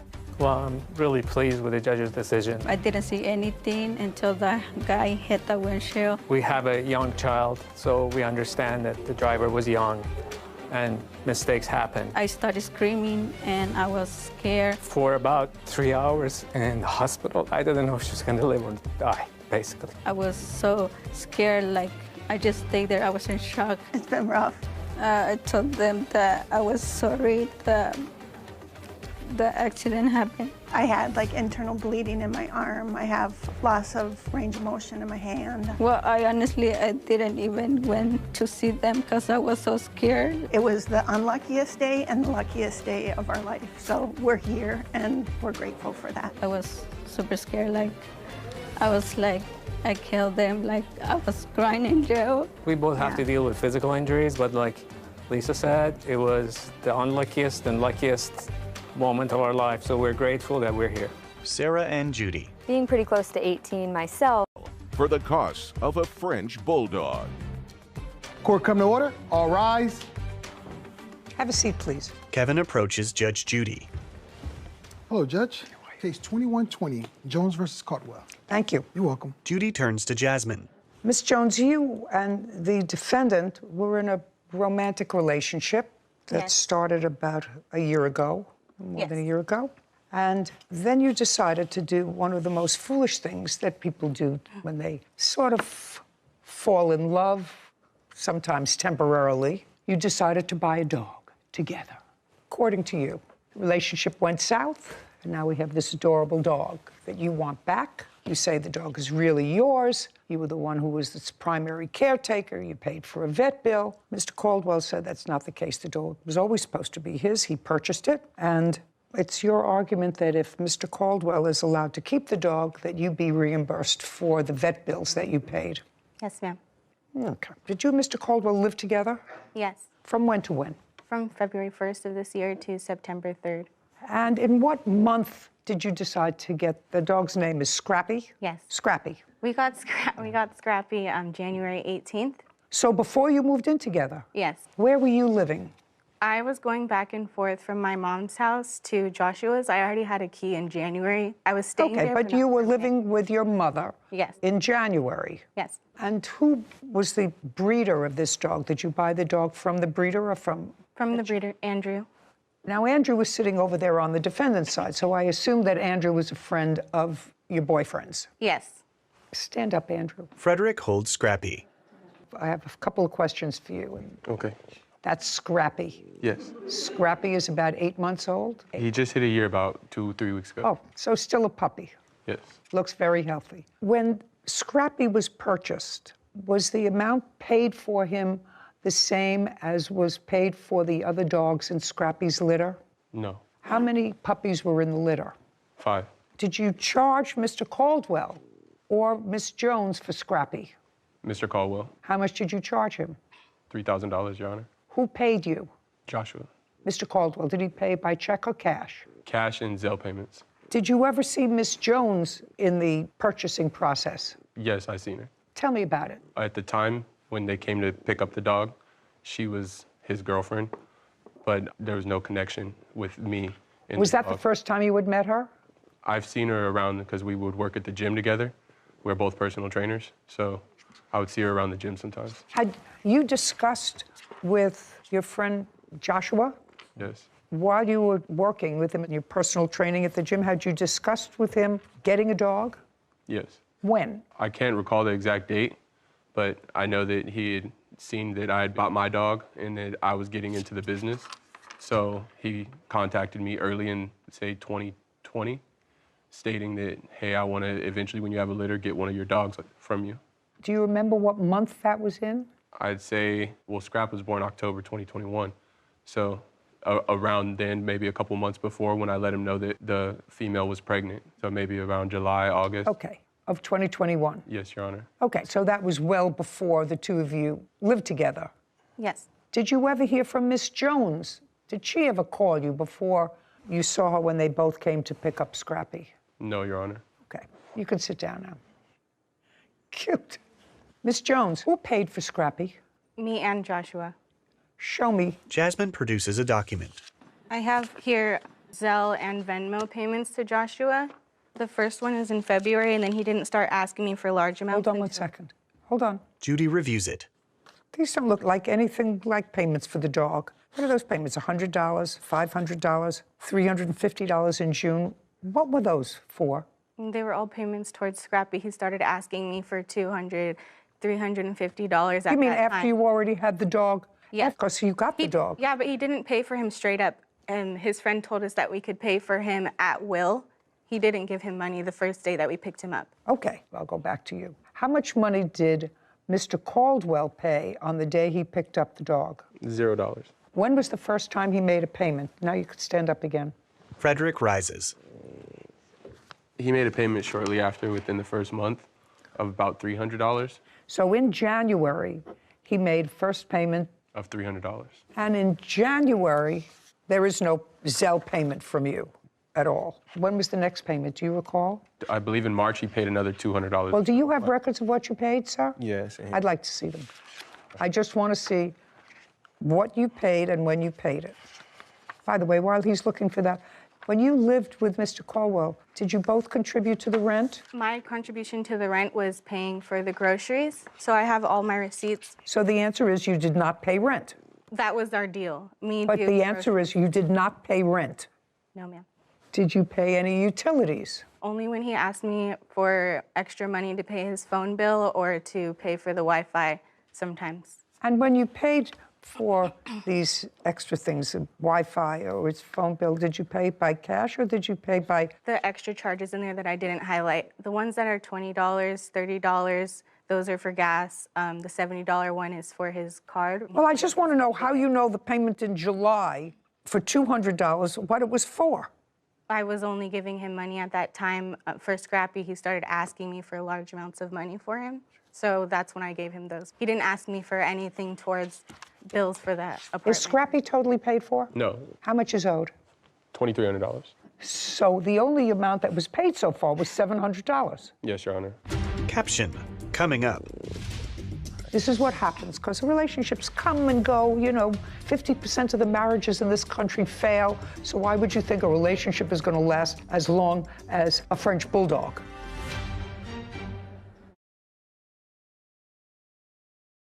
A courthouse. The Judy Justice logo appears. In the courtroom, Jasmine, Joshua, and Frederick. Jasmine Jones claims her ex-boyfriend, Joshua Caldwell, owes for the costs of a French bulldog. Joshua is countersuing for vandalism and an assault. Okay, and this is an agreement that I, Joshua Caldwell, have agreed to buy Kashmir. That was his name originally. From Frederick Wright. Once the dog's paid in full, I will receive full ownership rights. Frederick Wright will remain the rightful owner of Kashmir until I complete $3,000 in payments, right? Correct. And both of you signed this, and this was in January of 2022. That's a reasonable. What are you laughing at? I'm not laughing. I'm just like, when did he even sign that? Because I was with him the day that we picked him up, and he never showed me any contract. Well, but this is reasonable because he's not transferring any rights to him. He's going to remain the owner. He's the owner of the dog until the full amount is paid for the dog of $3,000. Right now, he said that the only thing was paid was $700. Go ahead. Now I'll hear you. Now I got it. Now you can sit down. When I was present for us picking up Scrappy and purchasing him, it was word of mouth contract. There was no paper signing at all. He didn't even show me a paper. And And he showed me him. He asked me if I liked him. I said yes. And he said he would go half on him with me. Okay. And I said, okay. And it was that same day. I get off of work, he picks me up, we go see Scrappy. Didn't know we were gonna get him that day. We ended up getting him that day. He tells me, okay, it's just gonna be $3,500. They walk to the back of the room and start talking and making an agreement. Come back out. So just a second. So they went in the back of the room. You were not there. That's what you just told me. They went in the back to make an agreement, and then they came out. That's what... Whitney. He tells me it's going to be $3,500. They walk to the back of the room, make an agreement. Right. Go ahead. And then he comes back and we take Scrappy home. The next day, he texts me early in the morning and tells me that Scrappy might have gotten a bee sting or something because he was limping and he doesn't know what happened. I picked him up from his job that afternoon after I got off of work. Okay, so you picked up the dog from his work. Yes, picked him up and I went straight to my mom's house to get clothes because I was going back to his house. And I was examining Scrappy, no swollen paw, no bee sting. Then he said that he probably clipped his nail on the tile, and I'm just like looking at his paw and I'm like, there's nothing wrong with it, but he's limping. Those were his stories. Still don't know what happened. Scrappy wasn't showing any signs of like pain, he was just limping. So I was like, we need to take him to the vet, like he needs to get checked out. So you took him to the vet? Okay, yes. And? The vet ended up telling us that he had a fracture. You can't tell me what the vet told you. I'll look at the records from the vet. Okay, sorry. I have the vet bills and the reports right here. Jasmine hands a document to Kevin, who brings it to Judy. She reviews it. Did you pay any part of these vet bills, sir? Yes. Which parts? I didn't have any record of it because I didn't see it coming. I honestly didn't know what happened to his elbow. Andrew was there as well. We were both kind of like, we don't know. So I found out after going to the vet that Frenchies have a ligament in their elbow, and this happens often. No one is suggesting that anyone abused the dog. Okay. Oh, That's not the suggestion. My question was a simple one. Did you pay any of these vet bills? They're about $1,600. Yes. I just don't How have much any did you pay? record of it. What? He's lying. I didn't ask you to interrupt. You have to understand, Miss Jones, you can't have this dog. First of all, this dog doesn't belong to either one of you. This dog belongs to him until the dog is paid for. So far, all he's gotten for the dog is $700. $500 of that he paid for. But right now, I can't award ownership of the dog. There's a contract that until this dog is paid for, the dog belongs to Mr. Wright. First name? Frederick. Frederick. You understand? Yes, ma'am. Simple. So you have a friend who has Frenchies, then I suggest that you go with your original plan, which is to buy a dog yourself. Now, you have no proof that you paid any of these vet bills. I just have the medicine with my name on it. Well, the medicine with your name on it doesn't help. $1,600 in vet bills. And you have physical custody of the dog now, right? Right. And your agreement with Mr. Wright is that you don't get ownership of that dog until the dog is paid for. Yeah, I mean, I can't enforce your contract with regard to Miss Jones. The dog was not paid for. I've already offered to pay him for the remainder of whatever Josh hasn't paid him. The contract is with Mr. Caldwell, not you. So that's what happened when foolish young people decide to own a dog together. And they're not married, they don't even live together. This is what happens, because relationships come and go. You know, 50% of the marriages in this country fail. So why would you think a relationship is going to last as long as a French bulldog? It's sort of ridiculous, and I've advised against it for the last 25 years. Nobody wants to heed this. So I'm faced with a situation where, when did the two of you break up? I left on September 3rd. Well, now we're a couple of months, but... She didn't leave. She had to be... well, this is going to go into the assault charge. I don't. But Listen, she had I don't to be care. escorted I don't out. care. Whatever. I don't care. You want clothes. Shh. I'll get to the counterclaim in a second. I will give it the same attention as I've given her claim for the dog. She's not getting the dog back. You have to, however, pay her the $1,600 that she paid for the vet. Do you understand? So that part of your petition is granted. Was the bill all paid? I'm still paying it off currently. We both agreed to apply for care credit together, and whoever... But it's your bill that you have to pay. If you work in accounting, you have a check, you don't want that garnished, so you have to pay it. I am paying it. You have to pay it. Okay. and he's going to reimburse you for that, $1,600. All right, now let's get to this counterclaim and make short shrift of it. Money owed for assault and vandalizing personal belongings. Let's start with the assault. Allegedly, the assault took place when the plaintiff came home intoxicated. I'm a kickboxer. On September 3rd, she came to my fight and she dropped me off at home. That's a lie. If you say it again, what I'm going to do, if you interrupt Miss Jones, again, what I'm going to do is I'm just going to dismiss your claim and you'll pay for these vet bills yourself. Do you understand? Yes, ma'am. Okay. Go ahead. She didn't like the people that was at my fight there, and so she had a couple drinks. She got to my house, and she started to fight with me, and I tried to remove myself from the fight, and then she started getting violent. So then I called her family to come pick her up, and they showed up maybe an hour later. In that hour, I tried to remove myself to another room. She went and got scissors and started to cut my shoes up. Then I had to try to grab my shoes and scrap and go into the opposite room, and she came in there and was trying to fight me. All the while all this happening, I'm recording her on video to make sure that I'm... You have that recording? Yes. I'd like to see it. Caption, coming up. This would be me asking her just to leave. This whole thing is out of retaliation. What are you about to do? Are you hitting me in the face? Record me? Because I want my dog? Fighting me. She won't stop fighting me. I've asked her to leave. Explain that to me.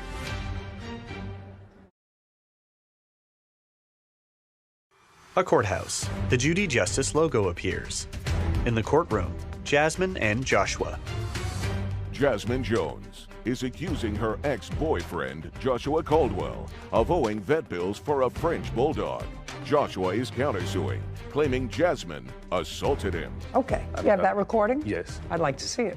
This would be me asking her just to leave. This whole thing is out of retaliation. Are you hitting me in the face? Record me? Because I want my dog? Fighting me. She won't stop fighting me. I've asked her to leave. Your stuff is in bags. You're such a... Josh. Okay. There you go again. There you go again. On camera, hitting me. Jasmine lunges at the camera. On camera. You see her hitting me? There you go. Explain that to me.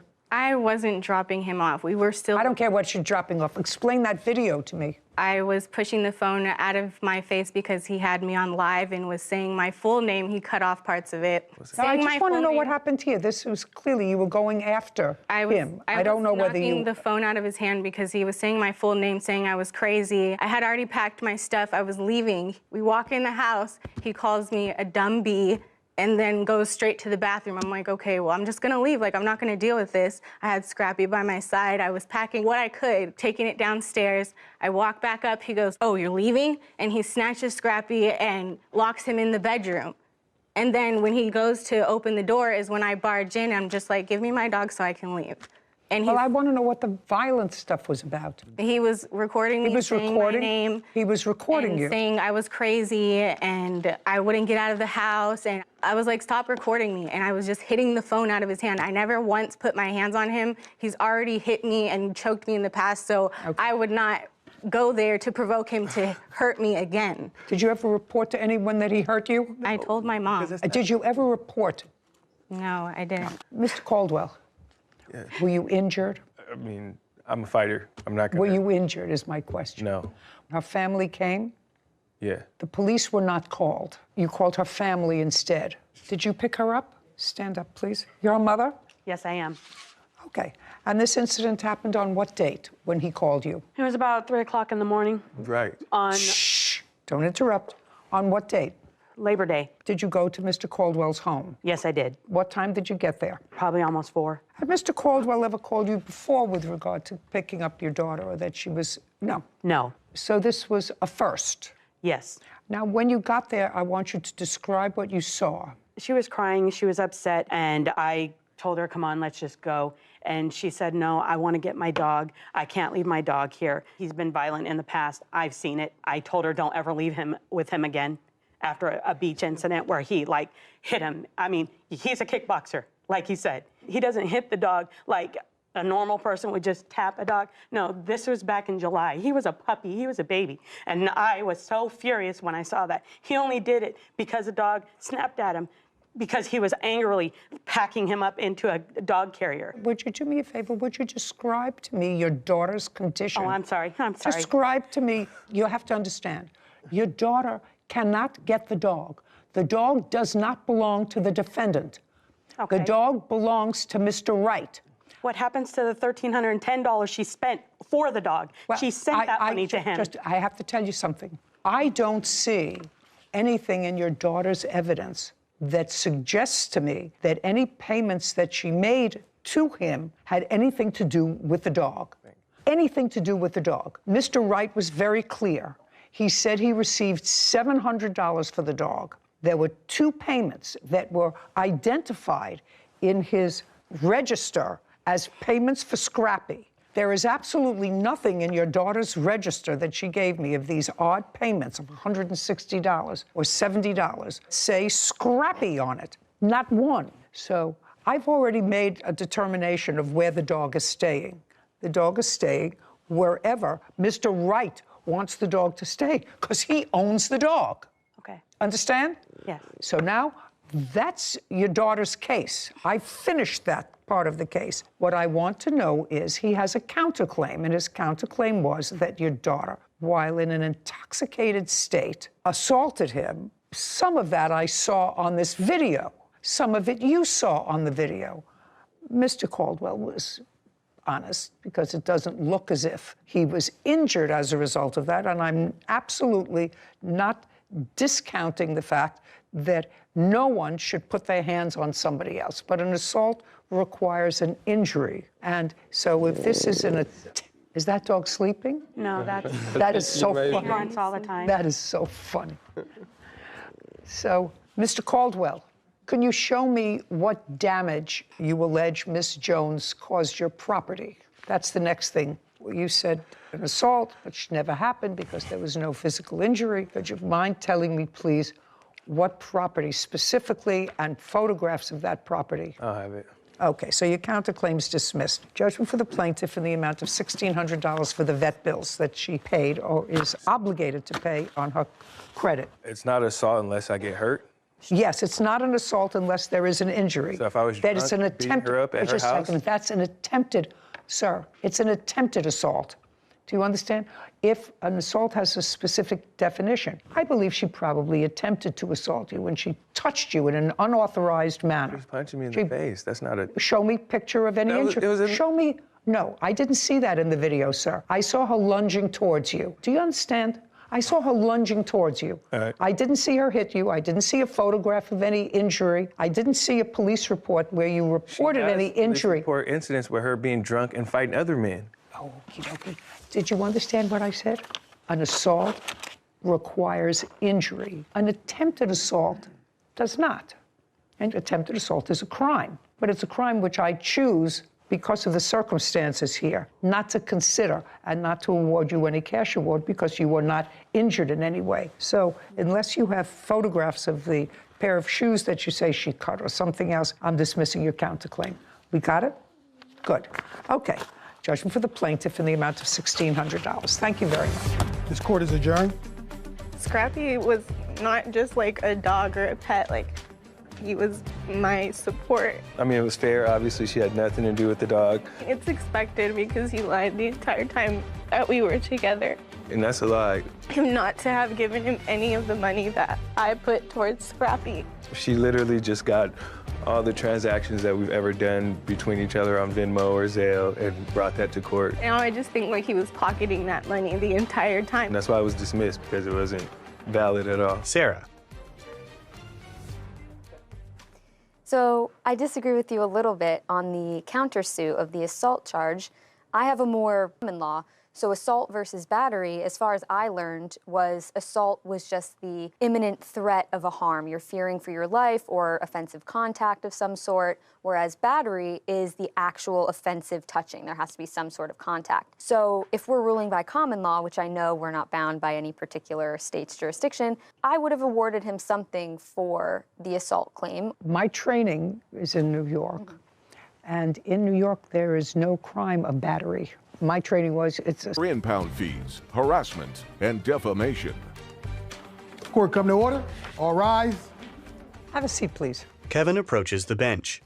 Case 2142, Brown, Palin versus Mannings. Thank you. You're welcome. Miss Palin, this is your former husband. That is correct, Your Honor. How long were you married? 18 years. And this is your daughter? Correct. Is this your only child? With Mr. Manis, it is. Yes. Yes. You have other children? One other, yes. How old? 32. When did you and Mr. Manis separate? I moved out of the family home in March of 2018. And this is your boyfriend? Correct. I'm going to, in broad strokes, at least try to reconcile both the complaint and the answer in this case. I assume there was a time when your daughter, whose first name is? Trisha. Trisha was living with you after the separation. We had a mutual divorce decree of 50-50. And was that honored? Until September 4th of 2020, Mr. Manis had brought Trisha back to my home. And while we were out of the home, he had her pack her belongings. No, okay. Let's stop there. Trisha, how old are you? I'm 19, Your Honor. Right subsequent to the separation and the divorce, until September of 2020, you shared custody. Correct. Yes, ma'am. And then Trisha decided she would prefer to live with her father. Correct. For whatever reason. I don't have to go into it, because this doesn't really have to do with who she chose to live with or where she was living. It has to do with a car. Okay. So while she was living with Mr. Manis purchased a car. Yes, ma'am. For her use. Correct. In what month did you purchase a car for her use? Month and year? Oh, boy. I believe that was probably February of 2019, I believe. 18 or 19. Well, let's figure it out. It was about 6 months prior to the case with her. So September 4th, we had the car. It would have been probably June or July of the same year. So you bought her a car a couple of months before she decided to come and live with you? Correct. Okay, I got it. She had just obtained her driver's license. That's okay. I'm just trying to get a timetable.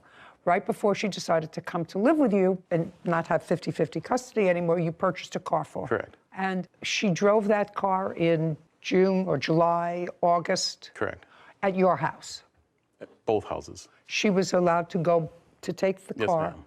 to their house? Correct. When she saw her mother?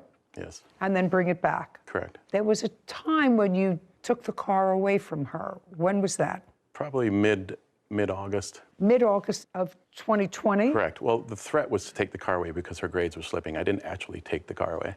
When did you take it away? I actually never did take it away. Her mother and her mother's boyfriend decided to purchase her another car to eliminate my threat of taking away the car. Well, I don't know if that's because, but they decided to Correct. purchase another car. And what did you do with the car that you had gotten for your daughter? I sold that. When did you sell it? Probably a month or so after she got the other car. And the threat was made to your daughter because you were concerned about how she was doing in school or how she was doing socially. What were the reasons? Well, her grades were slipping.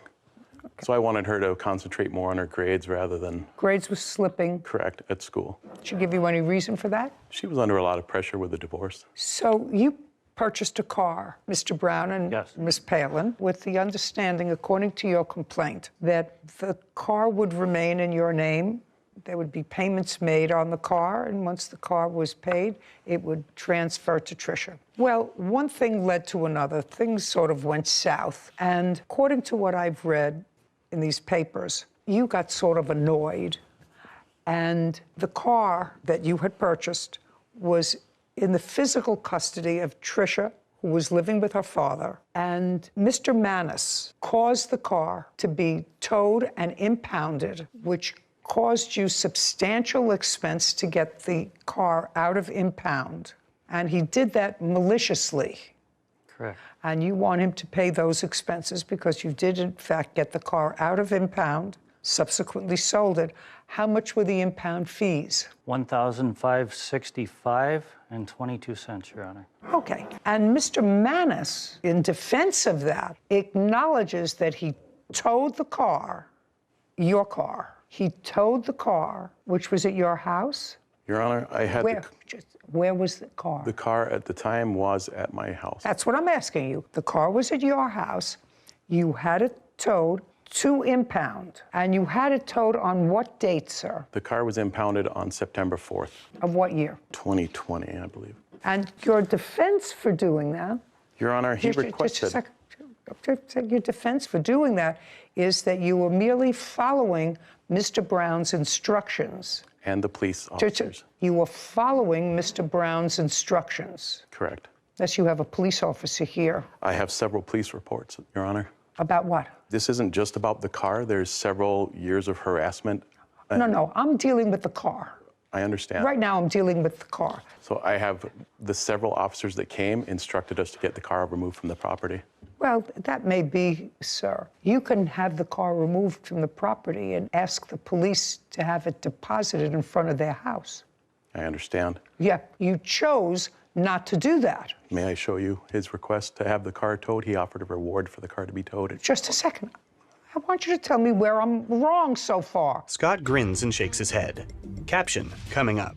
See, what we can all do to make her as unhappy as possible. So I really don't understand two people who probably, in their own way, love their child, but hate each other more than they love their child, which, to me, is absolutely bizarre. Scott shakes his head. A courthouse. The Judy Justice logo appears. In the courtroom, Curtis, Heather, and Scott. Curtis Brown and Heather Palin claim Heather's ex-husband, Scott Mattis, owes for impound fees. Scott is countersuing Heather for filing a false CPS report. Okay. You had the car towed to an impound. You did not call him or your ex-wife the day that you had the car towed to impound. It was some period of time later, if the fees for impound were $1,500. Your excuse for that is you were merely following his request. His request. That's what you wrote in your answer. Is that wrong? No, Your Honor. Okay. Well, so now we know that you didn't notify them when you had the car towed. Your Honor. Because you could have had the car towed to the local police precinct and called them and said, come pick up the car. It can't be in front of my house anymore. Your Honor, he was actually at my house that night. Just a second. I didn't ask you anything. Sorry. Go ahead. The police, when they came to our house, the car was present. They acknowledged the presence of the car. You can't tell me what the police did, sir. I have the reports, Your Honor. I'd like to see, I will see the report. What I'm asking you is, there are two things. If you wanted the car out of your custody and you wanted to quietly and stop the friction, send it back to the people who purchased it, you could have done that. You chose not to do that. Your Honor, the reason I chose not to do that is because of I have several false allegations from CPS, the police. I did not choose to have any contact with them. You don't have to have any contact with them, sir. In order to... You don't have to have any contact with them. Just like you paid a tow truck company to take the car to impound, you pay the tow truck company, you live in a private house or an apartment. Private house. You have the tow truck company drop the car off in front of their house. Now, after you had the car towed to an impound company, did you contact them in any way? No, I didn't. No. I was instructed. Did you ask the not to by police to contact them and tell them? The police knew, yes. I didn't ask you what the police knew. You can't tell me what the police knew. So you had the car towed on September the 4th. And when were you notified the car was in impound? I received certified letter on September 26th, which was a Friday. It said to contact them Monday through Friday between 8 and 4. Just a second. You received that on September 26th. Yes. Is that the first notice that you had that the car was impounded? Correct. Yeah, that's the Okay. So now the onus is upon you, Mr. Maness. I want you to prove your defense to me, and your defense was you were following Mr. Brown's instructions. Yes, Your Honor. Okay. That's all I want to see. Here you go, Your Honor. Scott hands a document to Kevin, who brings it to Judy. She reviews it. So this says $100 reward to anyone that impounds my car. Call tow truck and tell them to contact me. Yes, Your You Honor. know this number. Yes. Yes. Well, did you do that? The tow company sent them a letter on 9/10 of 2020, and I have the proof of that also, Your Honor. Yeah, I would like to see what you're looking at. That's not on September 4th. No. That's not on September 4th. 9/10, they sent that out, Okay. the notice. Let's see. Judy reviews another document. Well, this says that attempts were made on 9/21, 9/26, and 10/5. That's what it looks like, attempts made. That's when they had attempted to deliver, but they did not pick it up. So they had no notice. They had notice. No, did they not had pick no up notice. They had no notice. If they would have gone to their post office box, they would have had notice. If I had taller parents, I would have been 5'7". Heather grins. They had no notice. Okay, $1,565. That's what you owe them. It was a malicious act. Your Honor, this isn't just about the car. This is all. Listen to me. False This is allegations all through CPS. If you would please. Let me. You have a counterclaim. Yes, ma'am. And your counterclaim I'm going to hear. Right now, you owe Mr. Brown $1,565 because what you did was malicious. And I don't understand something. You have one child together. I assume that you don't want to make her miserable. That when she was born, you said, oh, let's see what we can do over her lifetime to make her as unhappy as possible. Let's see what we can all do to make her as unhappy as possible. So I really don't understand two people who probably, in their own way, love their child, but hate each other more than they love their child, which to me is absolutely bizarre. So right now, because you did a malicious thing by having their car towed and not giving them a heads up that you had the car towed to a place that was going to cost them money, you owe them $1,565. Now I'm going to hear your claim that they made false charges to CPS about you. Yes, ma'am. Your Honor, can I say something? About what? The car. Before you say anything, did I say anything that was inaccurate? Did your father have the car towed? The answer is he's acknowledged that. He had the car towed and put it in a place where neither your mother or her boyfriend knew where it was, resulting in their having to pay fines to get the car out. Is there anything that I said was wrong? That is partially incorrect because I had contacted my mother in the time and asked either. Okay, that I'll hear. Okay. You contacted your mother. I did contact my mother previously, not only on normal messages, but also on messenger messages, including how I wanted either the title or my money back and that they could have the car before that. Once the Facebook post was... All I want you to show me is that you notified either your mother or Mr. Brown that the car was impounded when you notified them. She also did ask my best friend where it was. All I want, that's all I want. Don't tell me what you said to your best friend who's not here. All I want to do is see where you notified your mother that the car was impounded. So there is this one about money in my account, which was about the car. I don't want to see anything about the car. I only want to see where you notified your mother or Mr. Brown that the car was impounded. Okay. I don't have the text about that, but I did notify her that it was impounded. Well, I don't know that, and it seems to me you weren't talking to your mother on a regular basis because there was a lot of acrimony. If you have it, you have it. If you don't have it, you don't have it. So, Tricia, you could sit down. Tricia sits. Caption, coming up. I'm telling you that it is inappropriate, the act of sharing a bed with a teenage female child as a father would give me cause to pause. Scott shakes his head. A courthouse. The Judy Justice logo appears. In the courtroom, Curtis, Heather, and Scott. Defendant Scott Mattis has accused his ex-wife, Heather Palin, of filing a false report with Child Protective Services. Now, it was a malicious act to have the car impounded. There's no question in my mind that if they knew it was impounded, they would have gotten it out before. $1,565. Now, you want to show me what information you have with regard to filing a false CPS report? Correct. I have the CPS reports and the police investigators report. Okay. May I see it, please? Scott hands a document to Kevin, who brings it to Judy. She reviews it. This report, it was in September of 2020. Yes, ma'am. Okay. It's been several years of these reports and just disgusting allegations.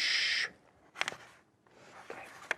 So you filed or you made allegations to Child Protective Services? CPS actually contacted me, Your Honor, regarding several calls that they had received for the welfare of my daughter, Tricia. In what year? I was contacted, I believe it was 2019, and again in 2020. They contacted you? Correct. For what? To do an interview because of a claim that was made regarding Tricia's safety. That were made by an anonymous source? I don't know who made them, Your Honor. In Minnesota, you can't make multiple reports by one person. I cannot call day after day to make reports. I'm just asking you, did you at some point claim that you had reason to believe that your daughter was being in some way physically abused by her father? That's either a yes or a no. Yes, to a point. Yeah, okay. And part of that involved a sexual abuse. That one was not claimed by me. I did state to CPS that he does have her sleep in his bed with him. Well, I have to tell you something. Which is a little weird. I have to tell you something. That doesn't seem a little weird. It seems a lot weird that your daughter acknowledged, sir. Your Honor? Your daughter. What I'm telling you is, it is inappropriate for a man to sleep in the same bed as his 15-year-old daughter. Your Honor, that's we went my to a view. concert. And if that's true, there may be a reasonable explanation for it. She said she was scared, whatever, but when interviewed, that's what it says in here. But I'm telling you, as a mother and a grandmother, in my view, and I'm not a professional psychiatrist or psychologist, but it is inappropriate for a teenager to sleep in the same bed with her father. Period. Scott shakes his head. Maybe some countries it's appropriate, but Your Honor, we went to a concert. What? And shared a hotel room at a... No, that's not what your daughter said. No. That's not what your daughter said, sir. May I finish? Yes. When she was going through all the stuff with the divorce and everything, she came into my room. I was asleep. She laid next to me. I'm asleep. Listen to me. I'm not suggesting Honor, that there's anything nothing inappropriate. Sir, absolutely right. Understand this. I'm not suggesting that any inappropriate actions happen between you and your daughter. I'm telling you that it is inappropriate, the act of sharing a bed with a teenage female child as a father would give me cause to pause. I would say, you know what? That's not a good idea. It's especially, sweetheart, it's especially not a good idea when parents seem to be feuding. It's grist for the mill. You may want to go and, if she's scared, say, sweetheart, I'll go and sit in a chair in your room. Many times. In your room. Many times. But please, this is inappropriate. Do you understand? It's inappropriate. Did you read the detective's statements in there?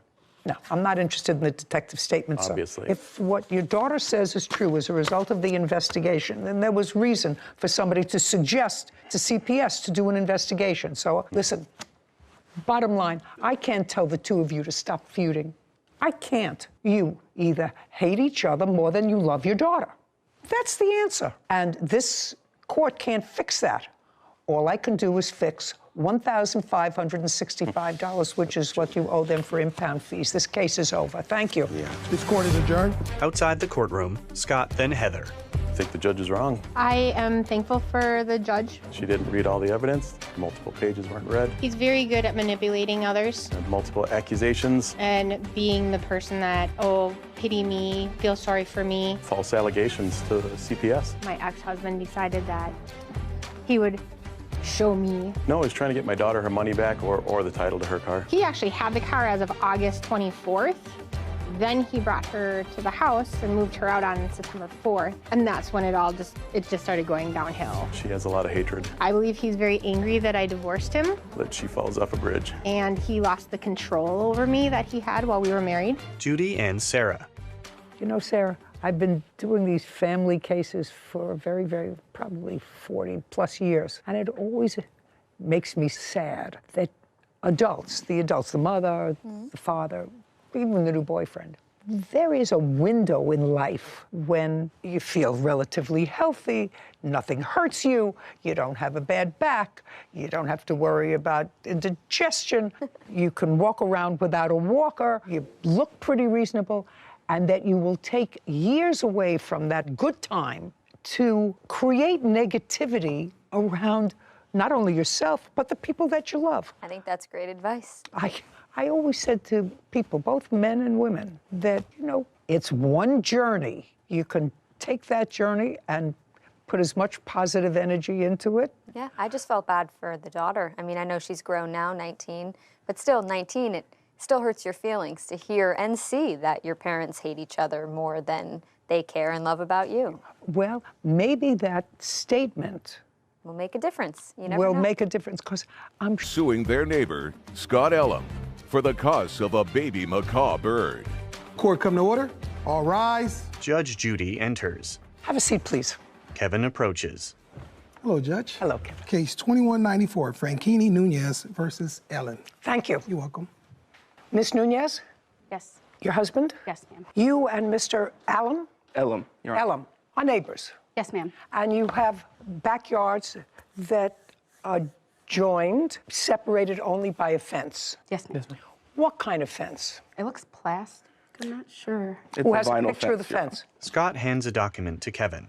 And you each have, as would happen, dogs, same breed. No, ma'am. What do you have? I have a Shetland sheepdog and a Dutch shepherd, ma'am. And what do you have? I have shepherd mixes. How many dogs? 2, Your Honor. And you have 2? Yes, ma'am. This is what the case is about. This is the fence. It's not a chain link fence. It's either a wooden or a plastic fence. And you can see that underneath this fence, there's a board here where I assume there's a hole because the dogs dig holes to get to each other. Is that a fair statement? Yes, Your Honor. Fair statement? Yes, ma'am. Okay, good. Case is about an incident that occurred. You've been neighbors for a while, and you have had this dog digging also for a while. Also correct? Yes, ma'am. The defendants. Okay. This incident happened on the 16th of December, 2022. Yes. Why don't you tell me what happened? I got up that morning to let my dogs out. Both? One dog. Okay, so the day started out, me and my husband woke up. My husband had to go get a tire fixed, so he took my smallest dog, my Shetland sheepdog, with him. I remained home with my 2 children. Slowly. Okay. Sorry. How old are your kids? They are 6 and 7, ma'am. Okay. I remained home with my children because they were ill, and I had an appointment with them later on that day. My husband went to go fix the tire at 8 a.m. I got up in the morning to let my dog out. Got up in the morning to let your dog out? Yes. The shepherd mix? Yes, ma'am. Okay. I let her out, and then she came back in, and I was cleaning, and my 2 children were in my master suite with my macaw, Penelope. Okay. That's what the case about. This case about a macaw. Yes, the ma'am. cost of a macaw. Yes. Which is a bird. Yes, ma'am. Go ahead. My kids were in the master suite. I opened the door. I'm out there cleaning. I let my dog out of my... And the dog came back. Sliding door. She came back. Well, then she stayed by the door. Now, none of my windows have curtains, so I can... Just a second. So that, but she stayed by the door, but she was inside? She came back inside. I shut the door. This was 20 minutes went by. She's by the door. She's crying. I told her we would play later. I assumed she had to go to the restroom again, and I let her out again. She stood on the step, but she didn't go further than that, and she was just kind of staring out. From the left side of the house is where the defendant's dog, Bella, charged in my home. And then when I tried to grab her... When you say his dog, Bella, yes, came into the side and ran into the house, that doesn't... Somehow, if the dog, Bella, came out and your dog was on the step, it would seem to me would stop on the step at first to sniff, play with your dog if your dog is sitting outside. I mean, I have dogs. Would go over to that dog first, not run into your house. You would think that, ma'am, but she's been in our house 3 times before this because I had to return her to the defendant on 3 separate occasions. And she didn't do that day. When she came in the backyard on the 3 other instances, I remember the very first time someone from that household came to my door, and I knew the dog was in my backyard, but I didn't open my door. I left her back there. I figured they'd come. They did. And I said, hold on a second. I put my kids, I put my Sheltie in the room with my bird, and I shut the door. Are we talking about the same date, December? We're talking about other days that I brought. Okay, let's not go on tributaries. Yes, ma'am. What's your dog's name? Lucy. Lucy. So the dog just went straight into your house. And what did Lucy do? Lucy charged after her and tried to attack her. Okay, so the dog has been in your house before. Have there been incidents with the 2 dogs? No, ma'am. The defendant's dog is submissive to my dog. So the only time I brought the dog in my home was when I shut all the doors to all my bedrooms. Someone from the defendant's home came. I opened up the front door, brought her in, and she went straight out because there was nowhere else for her to go. Okay, so it's your dog that is Lucy is the more aggressive dog. Lucy's never been aggressive with her. I believe that Lucy was aggressive with her that day because of the way she came in the house. When you say Lucy was aggressive, what did she do? She started growling at her, and she started to... In the house? Yes. Now they're in the house. Put a period there. We have the 2 dogs in your house. Yes. And they are growling at each other. So that's not a happy picture because they're big dogs. Yes. Now let's get to the bird. You purchased a macaw. Yes, ma'am. You have a photograph of what they look like? Yes. When did you purchase the macaw? I purchased her with payments over time. I completed the purchase at the end of September 30th. This is the macaw. Yes, ma'am. That's my parrot. Yes, ma'am. In December, how old was she? She was going to be 8 months. And how much did you pay for her? I paid $4,320.08 for Penelope. Okay, can I see the bill? Absolutely, ma'am. Her birth certificate along She's with beautiful. all of the... Pretty bird. Thank you, ma'am. Patricia weeps. Caption, coming up. She bolted in my master suite where my kids were. Lucy? No, Bella. Bella. Bella did. And I went in there, like, I heard my kids screaming, Bella is killing Penelope. And later today. Is there something wrong with your mind? No. Did you just say to me, am I crazy? Did he say he owed back child support? Yes. To her? Yes.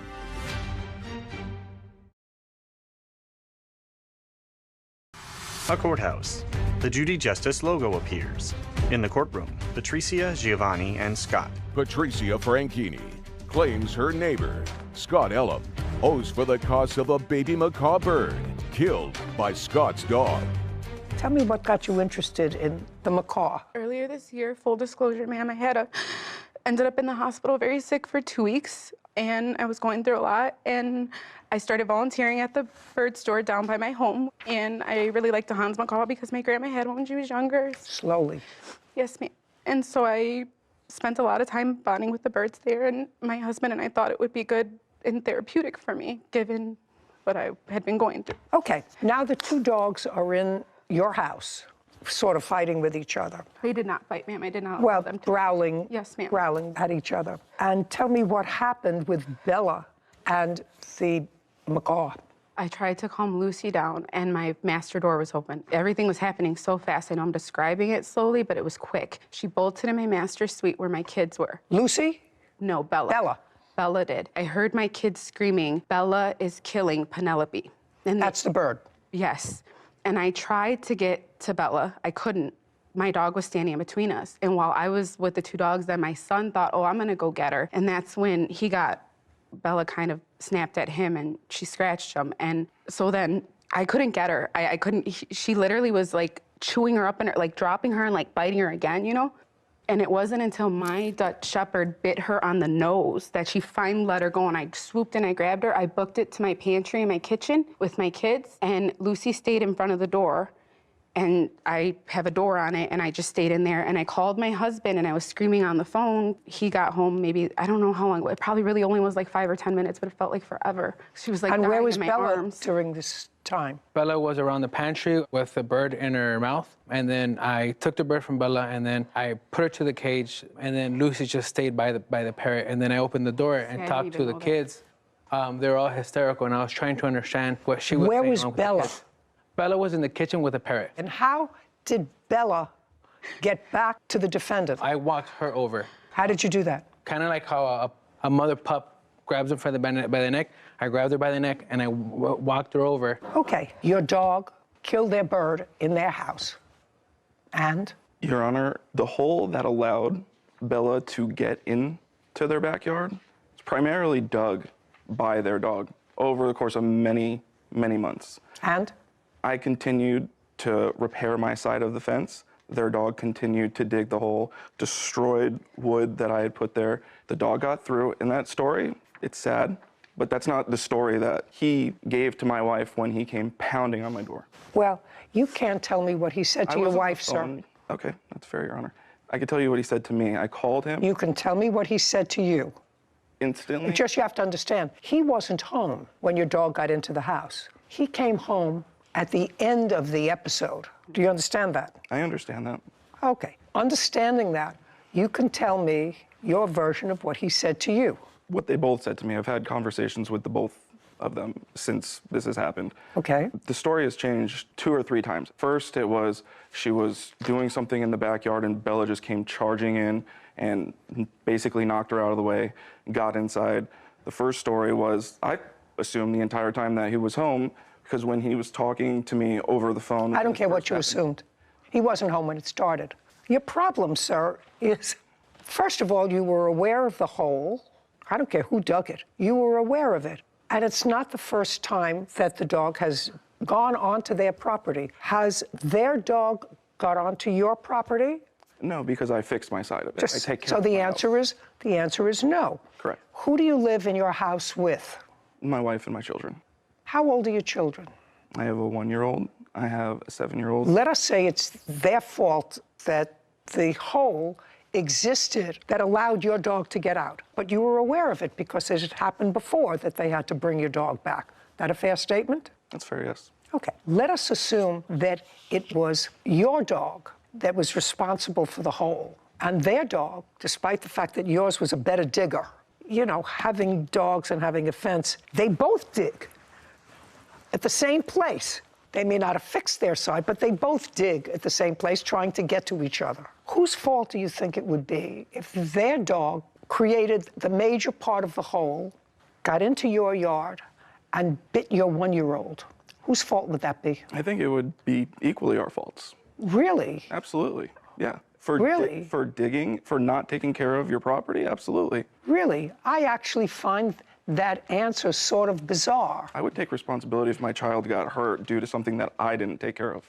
Absolutely, I would. Well, you may feel guilty about it, but you would certainly want them to pay all of your child's medical bills. No, I would not. Well, then you're a better person than the law is, sir, because your dog was outside of your control, clearly, because it got into their house. It was something that you were aware was a possibility, no matter who dug the hole, so you were aware because it had happened before, and your dog caused damage. And the damage your dog caused, and I'm putting the emotional distress, these 2 young children and the plaintiff, seeing your dog kill this bird that they had been paying off so much per month for a very long time. Putting aside that, they paid $4,300 for this property that your dog destroyed. And that's your fault. You're responsible for that. So if, because of this problem, and your dog has a problem, and their dog has not come onto your property, but your dog comes onto their property, then you have to say, you know what? I'm not letting my dog go out unsupervised because it has created trouble in the past. May have been their fault because they didn't fill in the hole as quickly or as carefully as you did. But you knew that that happened, and you're responsible for the damage. It would be no different than if the dog ran inside, and as she was trying to get the dog bit her, and she had to have surgery, and she had to have a plastic surgeon deal with reconstruction. Who do you think would be responsible for that? That would be you. And just because it's a poor little bird that happened to be the victim of this doesn't make you any less responsible. Judgment for the plaintiff in the amount of $4,300. We're finished. Court is adjourned. Outside the courtroom, Patricia, then Scott. I feel like it was justice for Penelope. When a homeowner doesn't take care of their property and someone lets another dog in their house, they shouldn't be blaming other people for that. It was extremely difficult to hear my kids screaming like that and do nothing to calm them down. The judge's ruling is the judge's ruling. I hope that he never gets another pet again. I don't think there's gonna ever be a relationship, which is totally fine by me. Sarah and Judy. One of the most interesting things about that case is I don't think that the defendant's dog, Bella, was a quote-unquote aggressive dog. But I didn't get a hint that the other dog was even aggressive. Even by the fact that the husband was able to walk her back by the scruff of the neck. If that was an aggressive dog, they would just turn right around and give you a nice little snap. So that says to me that although the dog didn't obviously do it on purpose, what are you gonna do? But you're responsible as a defendant. You let your dog out. It's a act that's happened more than once. You were on notice. Dog is out of your control. You're responsible. That's the bottom line. Case 2202, Young versus Buchanan. All parties, please come forward. Essie Young is suing her granddaughter's father, Keith Buchanan, for an unpaid loan she gave him for a car. Judy.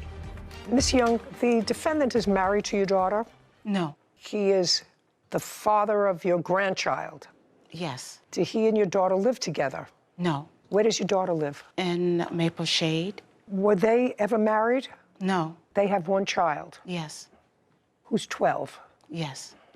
Did you live together with Miss Young's daughter? Well, at one point, she lived with me in Maple Shade. How long ago? This was 2010, 2011. You mean when your daughter was a baby? Yes. How long have you had custody of your granddaughter? 11 years. My daughter never stayed with him. I don't know that. He says she did. Yeah, but she did. Caption, coming up. So she got that money that he owed her for child support, for taking care of his daughter, and he wrote that off of the loan. Is that what you're telling me? Yes.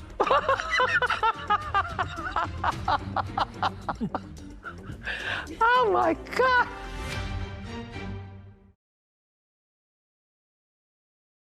A courthouse. The Judy Justice logo appears. In the courtroom, Essie and Keith. Essie Young claims her granddaughter's father, Keith Buchanan, refuses to pay back a loan she gave him for a car. This is a very simple case, because I don't have to get into the history of why you have custody of your granddaughter. Yes. Mr. Buchanan, according to you, asked you for a loan to buy a car. Yes. When was that? Before he got it, he was calling every day. Did you maintain a relationship with him? Yes and no.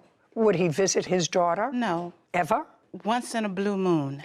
Okay. I usually have to take my granddaughter to see him. Okay. It was sort of odd to me if he was never married to your daughter, so they didn't have a formalized relationship. They don't live together now. Why would you loan him? I know that you did. Mm-hmm. Why would you loan him money? My granddaughter. Except you're a very nice person. My granddaughter asked me to. She said, "Grandma, would you please help my dad?" I told her I really don't want to. And she said, "Could you please do it for me?" Oh, different story. Yes, and then I said, okay. Okay, so you discussed with your daughter during one of these visits that you needed money to buy a car? No, never did. You never did? No. Who is this person? That's my wife. Does she work? Yes. Do you work? Yes. Well, why would you ask your daughter's grandmother, who takes care of her, who's always taken care of her? You don't, neither does her mother. Why would you not ask your wife's family? You both work, take out a loan. Why would you go to her and ask her for money? But it was a situation that happened and I lost my previous car. I contacted Essie, I talked to Essie. No, I'm asking you why you would ask her. What would prompt you to call her? Doesn't she have parents? Yes, she do. I did that, and at the time they couldn't help. So you went to her parents first? I went to her family first. They said, sorry, they can't help at the time. So Mrs. Young was my last resource, which I didn't want to use, but at the time I had to use it because I had no other choice. I had to hurry up and get a vehicle. Well, why didn't you take out a loan? Actually, I couldn't. What do you mean you couldn't? Because my credit's not all that great. I tried to take out loans. I tried to go. Does your wife have a car? Yes, she has a car. Okay, why don't you use her car? She worked. I work an hour and a half away from home, and she worked too, and we worked around the same time. How much money did you borrow from her? $2,000. How much did you give back? $912. $912. Show me. Keith hands documents to Kevin, who brings them to Judy. On page 4, May 5th, 2022, she got $912. From what? From my taxes. And we agreed on once I filed my taxes, I would give her $2,000 for my taxes. She got $912 from them, that same taxes, because I owed backup child support. So she got, on top of my regular payment for child support, plus $912. What? Is there something wrong with your mind? No. Did you just say to me, am I crazy? Did he say he owed back child support? Yes. And so she got that money that he owed her for child support, for taking care of his daughter, and he wrote that off of the loan. Is that what you're telling me? Yes.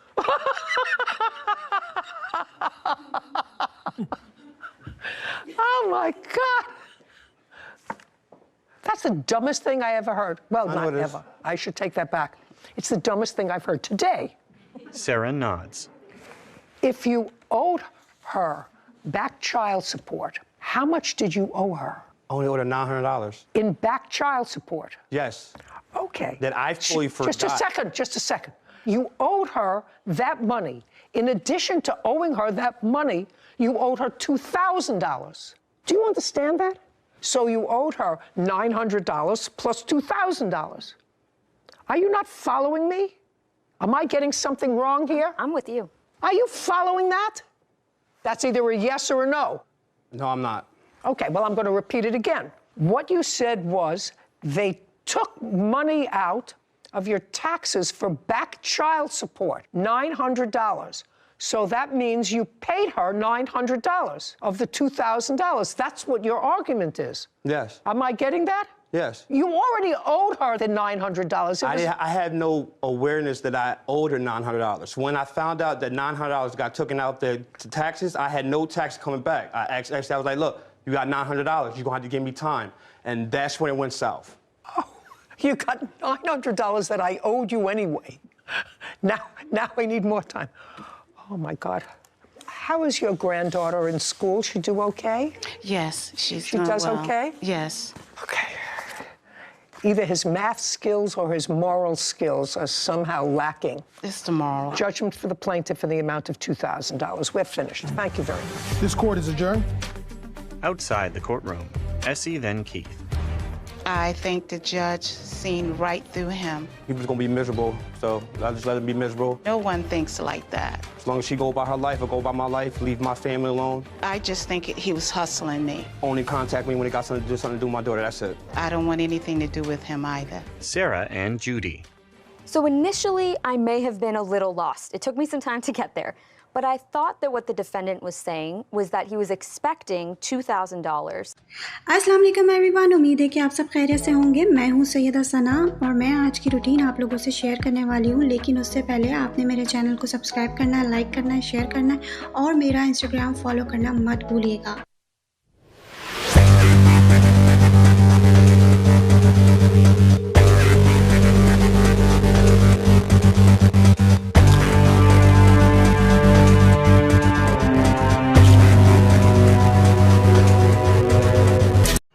तो सबसे पहले मेरी आँख खुलती है सुबह फजर के टाइम पे, फिर मैं 5 मिनट सोचने के बाद फिर मैं उठ जाती हूँ और वज़ू करती हूँ, फिर मैं अपनी फजर की नमाज़ अदा करती हूँ। सुबह सुबह सबसे पहले उठ के अपने रब से रुजू करके जो ज़हनी सुकून हमें मिलता है वो हमें कहीं और मिल ही नहीं सकता। शुक्र अल्हम्दुलिल्लाह कि उसने मुझे पसंद किया और मुझे इसकी तौफ़ीक़ अता फ़रमाई। अल्लाह पाक सबको इसकी तौफ़ीक़ अता फ़रमाए। नमाज़ पढ़ने के बाद कोई ख़ास काम होता नहीं है, तो मैं नमाज़ पढ़ने के बाद